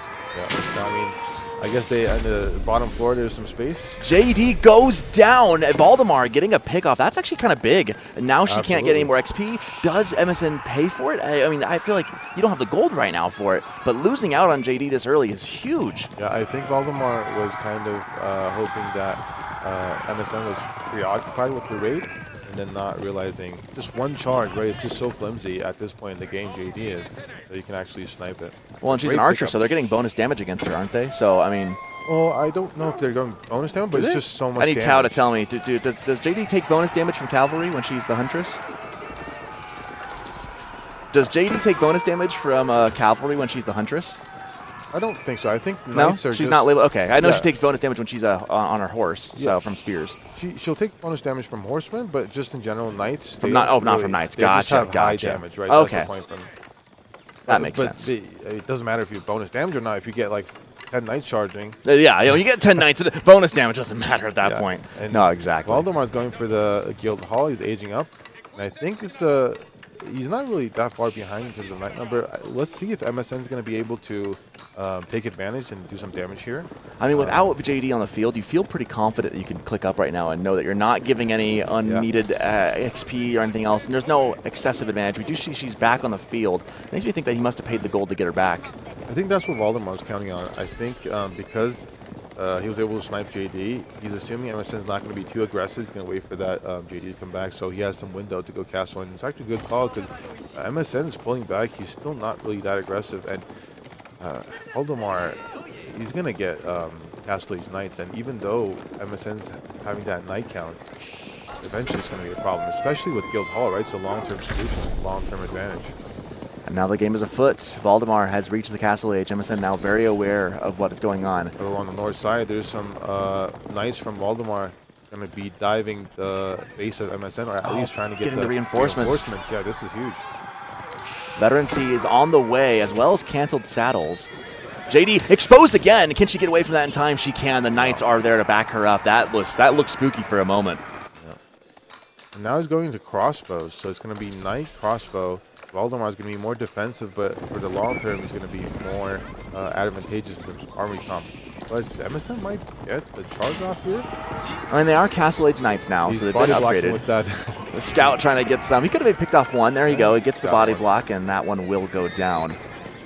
Yeah, MSN doubling down. The knights are just going to keep massing knights. Yeah, As he does. I think for Valdemar, you probably want to drop a blacksmith at this point just to get so much value from it. Just from the free bloomery. Yeah, the free upgrade to the melee attack would be nice. Especially now that you're going into range units, and especially since is this fight good for him? I don't think so.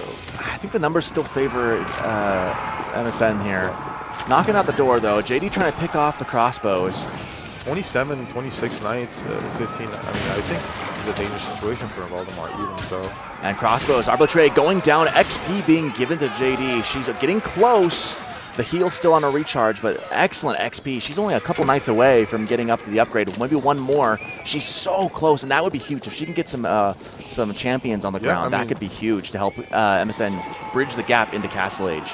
Yeah, I mean, look at the XP for JD. It's almost at level 2, right? So like 1 unit away. It's really so good fight for MSN. It's not even a bad trade. Sometimes you take bad trades as JD just to get that XP, but this was a good trade, keeping on the pressure. Yeah, Knight's not at that level. There she goes, gets the extra bit of XP. And what is the choice here?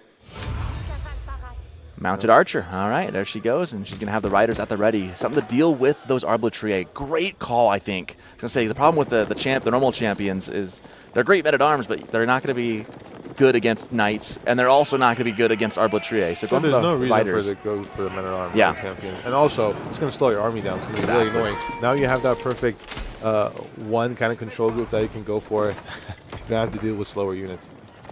When you've got something for the knights, you've got something now for the Arbaletier as well, and the horsemen there with a bit of extra pack. And here, oh man, the gold back there. He is in the base. Valdemar on the back foot here has to be very careful with his units. Don't want to lose any vills right now.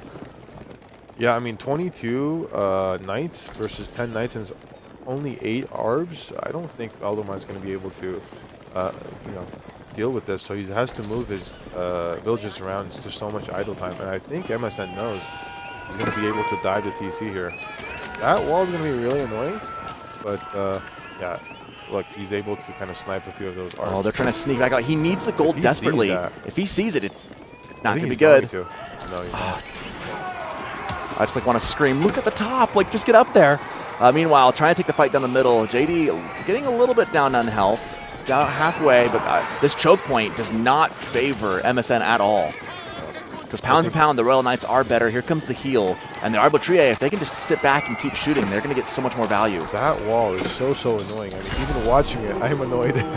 That's really well placed, too, and a really good call from Valdemar. Now, the gold bills are just sitting ducks up there, but MSN doesn't know. He just kind of maneuvers over there. There's so many villagers. Just one knight. Just go take a look. Yeah. Instead, he retreats and comes all the way back out. It looks like he's sending one knight in there. I think that's just rallied. Might be just rallied in there. He should just keep one back into the raid, though. I mean, I would just send it back in the top corner. That's exactly what you want to do. Looping back around towards the wood. He's going to get in there before that wall gets up and another villager goes down. If he can start eliminating vills here and really put the fire to Valdemar's feet, he could get something done here. Problem is the keep is going up now. Now he can't really dive the base as easy as he could before for MSN because these are field knights, right? It's not, you can't kind of sit on TC down. He found the gold. He has found the gold. Yep, he has found the gold. They are running. He found him, and now he's diving in. He knows where that's at. He's like, oh, that's where you're hiding. That's the point to attack. There's nothing up there, and in all goes the 25 knights plus the riders and JD. He's probably kind of saying to himself, I wish I had known that about a minute earlier. Imagine if you have even 10 knights there, you just get so many villager kills. And Royal Institute for MSN is just kind of doubling down. The problem is, now there's a keep in the base and kind of Arv knight composition is just kind of difficult to kill your opponent. I don't hate it though because you're up in this is like the time to do it. Like you've got a ton of cavalry, you've got 25 and plus some other riders. Like the benefit you could get from Royal Bloodlines would be huge. But you're right, the keep kind of puts a wrinkle on things. It's hard to break that. Yep. I think what he's gonna want to do is kind of not dive the TC so much, but kind of surround Valdemar's base and not let him get any resources, whether that be gold, whether that be wood. Only just kind of poke and prod at Valdemar's villagers. Right? I think if you can limit the gold and force that guild hall to be cashed out just to survive instead of to age up, that's the win condition, right? Because right now Valdemar's kind of banking the fact that if he can hold, the guild hall is going to give him a free age up, and then it's going to be too far out of reach for MSN. But if MSN could just keep it to the point where, in order to survive, he has to dip into his savings, and then there's an opening to stay in this and then maybe springboard past him. Yep, exactly. Vill's using that little wall back and forth to stay alive. Some knights there to help take care of them. I like that the sheep counter is like 0 to 1. Now, no sheep. No sheep left. No. There's one left. That's all he's got. And there we go. Yeah. Cow's like, okay, you don't need that anymore. Yeah, I mean, it just kind of goes to show, like, right now, food's going to be an issue, right? Both players going to eventually have to do a farm transition. Royal Bloodline does come in the, what's it called? The veterancy upgrade also. Now there's some spears. Now, Valdemar, now you can go spears, right? You're defending. You're not trying to go on the attack. You're not risking XP for JD. But MSN knows that his time is kind of short, so he's being a little aggressive. Right? He needs to do something here. I mean, if he can take a couple good fights here and get enough XP and get Jeanne up to level 4, he wouldn't even need to worry about Imperial Age. He can just start popping out some good siege as is. The Royal Cannon would do enough. Like, there is a win condition there in Castle Age. There's still a lot of XP needed to get up there. It's true. And I don't think Valdemar is going to give it to him really easily, right? He doesn't want to fight. He wants to keep in his base, kind of camp until that guild hall is up there. The problem for Valdemar is the gold access, right? I think that's the only gold that he has up there on the northern side. And I don't think any other gold is available behind his walls. The other golds are all in the middle of the map where MSN is going to be able to harass no problem. 34 Royal Bloodline Knights. Those will be better than what Valdemar has. He went for the guild hall, does not have Royal Bloodlines, does not have that extra bump of HP, and not on top of that also, JD can heal them as well. So really, I mean, it's like Royal Bloodlines +1. Those Knights are going to outclass Valdemar's. He's banking on maybe a better matchup with the spears, and he's banking on the fact that he just needs to wait to get to Imperial Age, as he sends a couple of Knights on the offensive, trying to distract MSN and maybe get some value. Yeah. Once these walls come up, though, then it's going to be pretty safe for MSN. Now, I think there's also another gentleman's agreement of not getting blacksmith upgrades, because both sides is not interested in it. Yeah, I mean, a free melee upgrade would be great. I mean, all you gotta do is pay 100-something wood for it, and boom. Neither player has thought about that. I mean, typical at this level play. These guys are so good that it's easy to forget that small little detail sometimes. And honestly, though, the +1 range damage for the Arbitrier would go a long way, too. That's very big. And also, eventually, MSN's probably going to die right under PC, under the the Town Center fire, the Keep fire. But it's equalized, right? Both players. Yeah, if they both do it, then it's fine. You know, no worries. Now, just to say that Valdemar drops down the blacksmith and immediately gets that +2 melee attack. Right? And now he's feeling comfortable. Canted Saddle's coming in. That gives a bit bonus to the damage of the charge for the units. That's going to make this next charge be all the better. JD looking for some more XP. She's only about a fifth of the way there. Gets another Arbitrier down. She's basically one-shotting him, but the Arbs taking full shots on her. Thankfully, she is a cavalry unit now, so not taking any crazy damage from that. Has some more armor there for it. A lot more tanky. A lot more tanky. Did she shoot the farm? She shot the farm, not the Vil. Oh, man. Misclick there from MSN. It happens. It happens. I'd probably do the same thing. And Valdemar is playing a really kind of condensed, eco-focused game. He has already 2 relics. MSN on the other side has not been kind of focusing on relics. He just wants to make as many units as possible. He has up to 40 Knights now, right? 5 more in queue. And the problem is, as time goes on, no gold. The guild hall, I think it's been cashed. Has it? I mean, he's got no gold to speak of right now. He's gotten, yeah, it has. He's cashed it out. And that's what I said the win condition was, right? If MSN can make him cash it without getting into Imperial Age, he is going to be in the upper hand here. Because now JD is going to continue to inch closer to the next age, getting some more XP, picking off some more stuff. These Arbs are a problem, though. He needs to maybe consider adding a couple more horses, and needs to be really careful there. Almost loses JD, and that's an expensive loss. She does get more expensive the higher XP she has. Yeah, absolutely. Up to 15 Knights almost for MSN. The problem for MSN just feels so bad coming in here with only melee units, and it's just these walls, these buildings, and the other side has range units, right? So he's going to keep losing units. But he has to, right? That's what he has to do at this point. He has to kind of be on the aggression. Yeah, just posturing. At this point, though, he's just trying to wait out Valdemar, force him in the base. He's going to have food now. He's got the farm transition up and going. The gold, though, there is no gold coming in for Valdemar. He's got just a little bit. Anything he can trade away is about all he's got. But that only works for so long before you just get diminishing returns. Now MSN goes for the wheelbarrow for some eco upgrades. MSN's also just focusing on the gold, right? Upgrade, economic upgrade, but I think you need the blacksmith upgrade before you do that big fight. At least maybe +1 ranged armor or something, because there's so many Arbs, 27. Honestly, if I'm MSN, I'm thinking maybe like 1 mangonel and 2 mangonels, deal with those Arbs, you know, just get something to get those out of the way, and then it's your game, right? And he's baiting him out, trying to get him out. Valdemar knows he needs to get to that front gold, just trying to posture out for it. Looks like he has gotten back on top of the gold up in the north corner now. Valdemar does have more units, but overall, like value, these are all Knights, right? These are Royal Bloodline Knights. Remember, these are not normal Knights. I think MSN can turn back and fight this, and he's just kind of waiting for Valdemar to go forward enough so that there's no retreat left. Yeah, he's trying to bait Valdemar out, trying to get a good enough grab. If he can get on top of the Arbs, it'll be pretty dangerous as he dives and circles around the spears and what's in front. The fight is on. Here come the heavy Knights on Knight action. Arbs in the back trying to get the most value they can. JD commanding her troops. MSN letting his Knights starting to swarm around. I think he's got the numbers to do this. The Royal Bloodline, I think, is going to be good, but I think the Arbs are doing a lot of damage, though. They are. This is actually a more even fight than I thought. It's the Arbs, the DPS from that. They are just shredding through.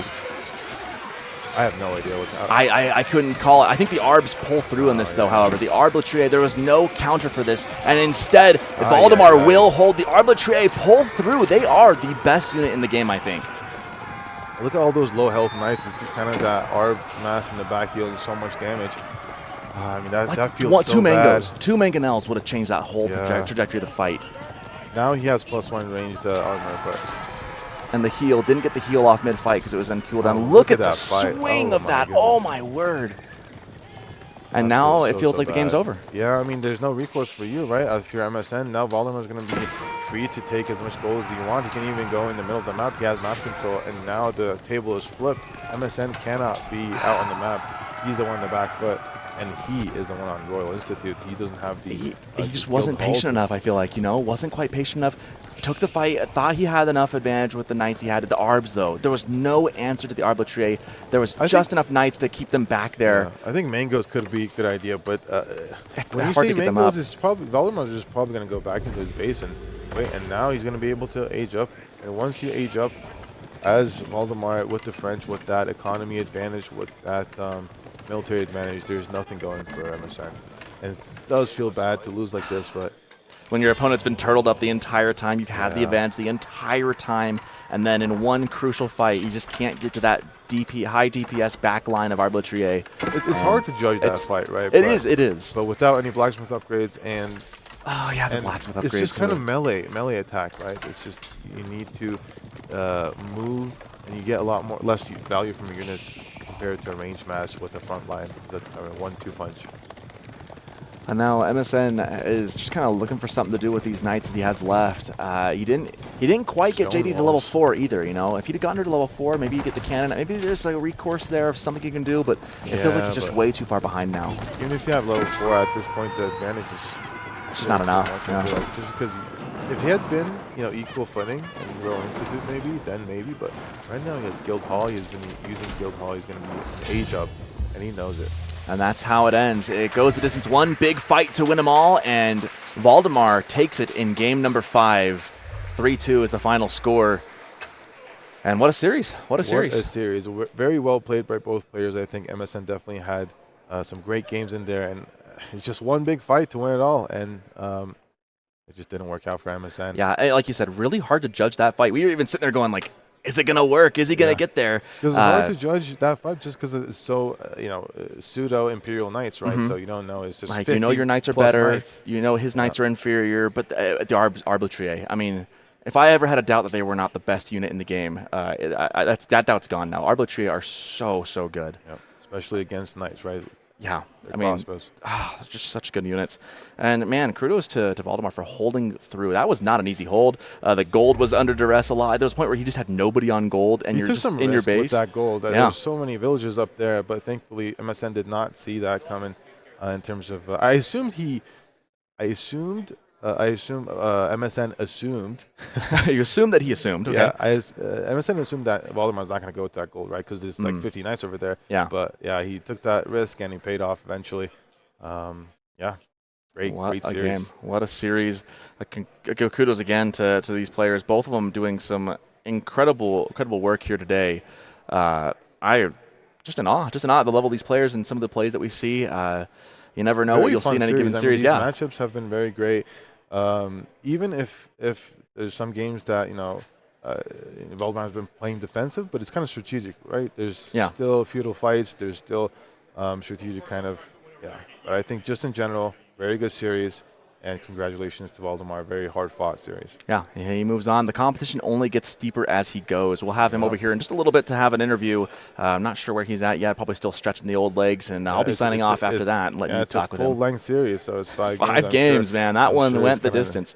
I don't think it'll be the only 5-game series we see either. I think we'll see more of those as we go along. Usually day 1, like we say, a lot of 3-0s, 3-1s. That's kind of normal as the top guys kind of push their way in, and then the lower guys kind of have to go to the lower bracket and fight up through there. Exactly. But now that we're in that lower bracket and duking it out, we start seeing who's really close in level and who's going to just get that edge over to move on. Yeah, the further we go into tournament, it's going to be more kind of even, right? So a lot more of these close, even series, and it's really good to see.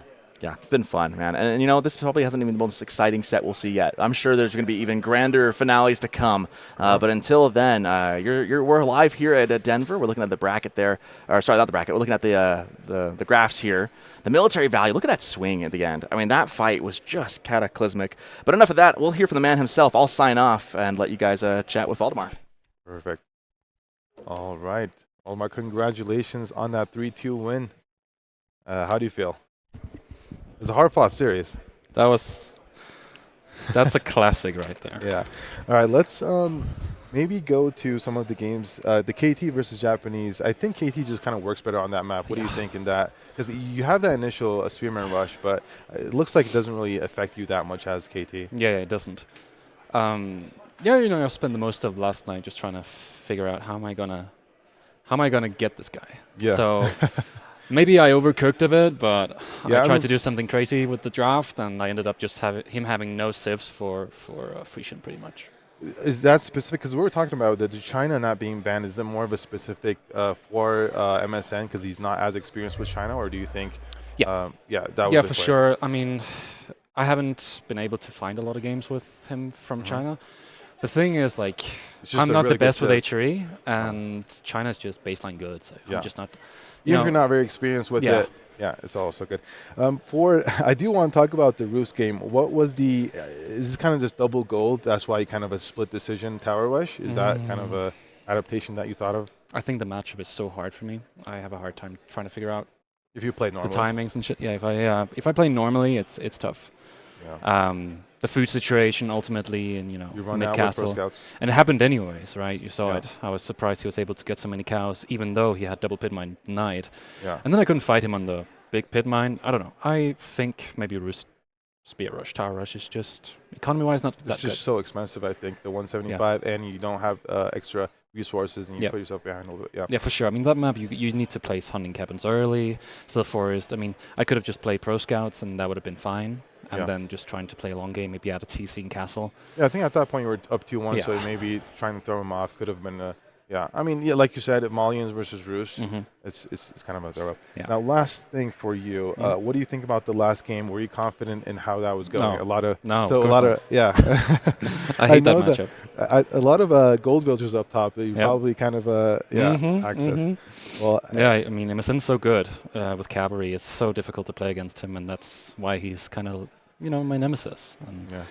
you try to, we're kind of a little bit of brothers, right? We've been trying to not practice too much. At least I have lately. He wants to, but I haven't. But again, it's just out of respect for his game.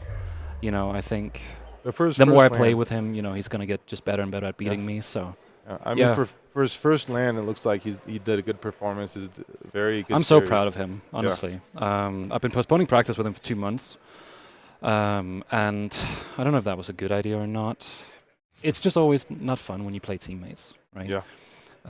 But yeah, you postpone practice for 2 months, and I can't wait to get back and hopefully get games with him again, because I think, he's 16 years old. He's half Marine Lord's age. Yeah. This guy's cooking. Yeah. I mean, his gameplay, in my opinion, is super flawed. I will say that. I mean, he has. But his he's own 16 play years old. style, He's right? really, He has really his own good. he likes his cavalry, Yeah. definitely. He likes his aggression. But yeah, definitely good couple of games, great series, and yeah, I think that will be it. Congratulations on this win. I think you're gonna move on and then get some more series. Yeah, thank you.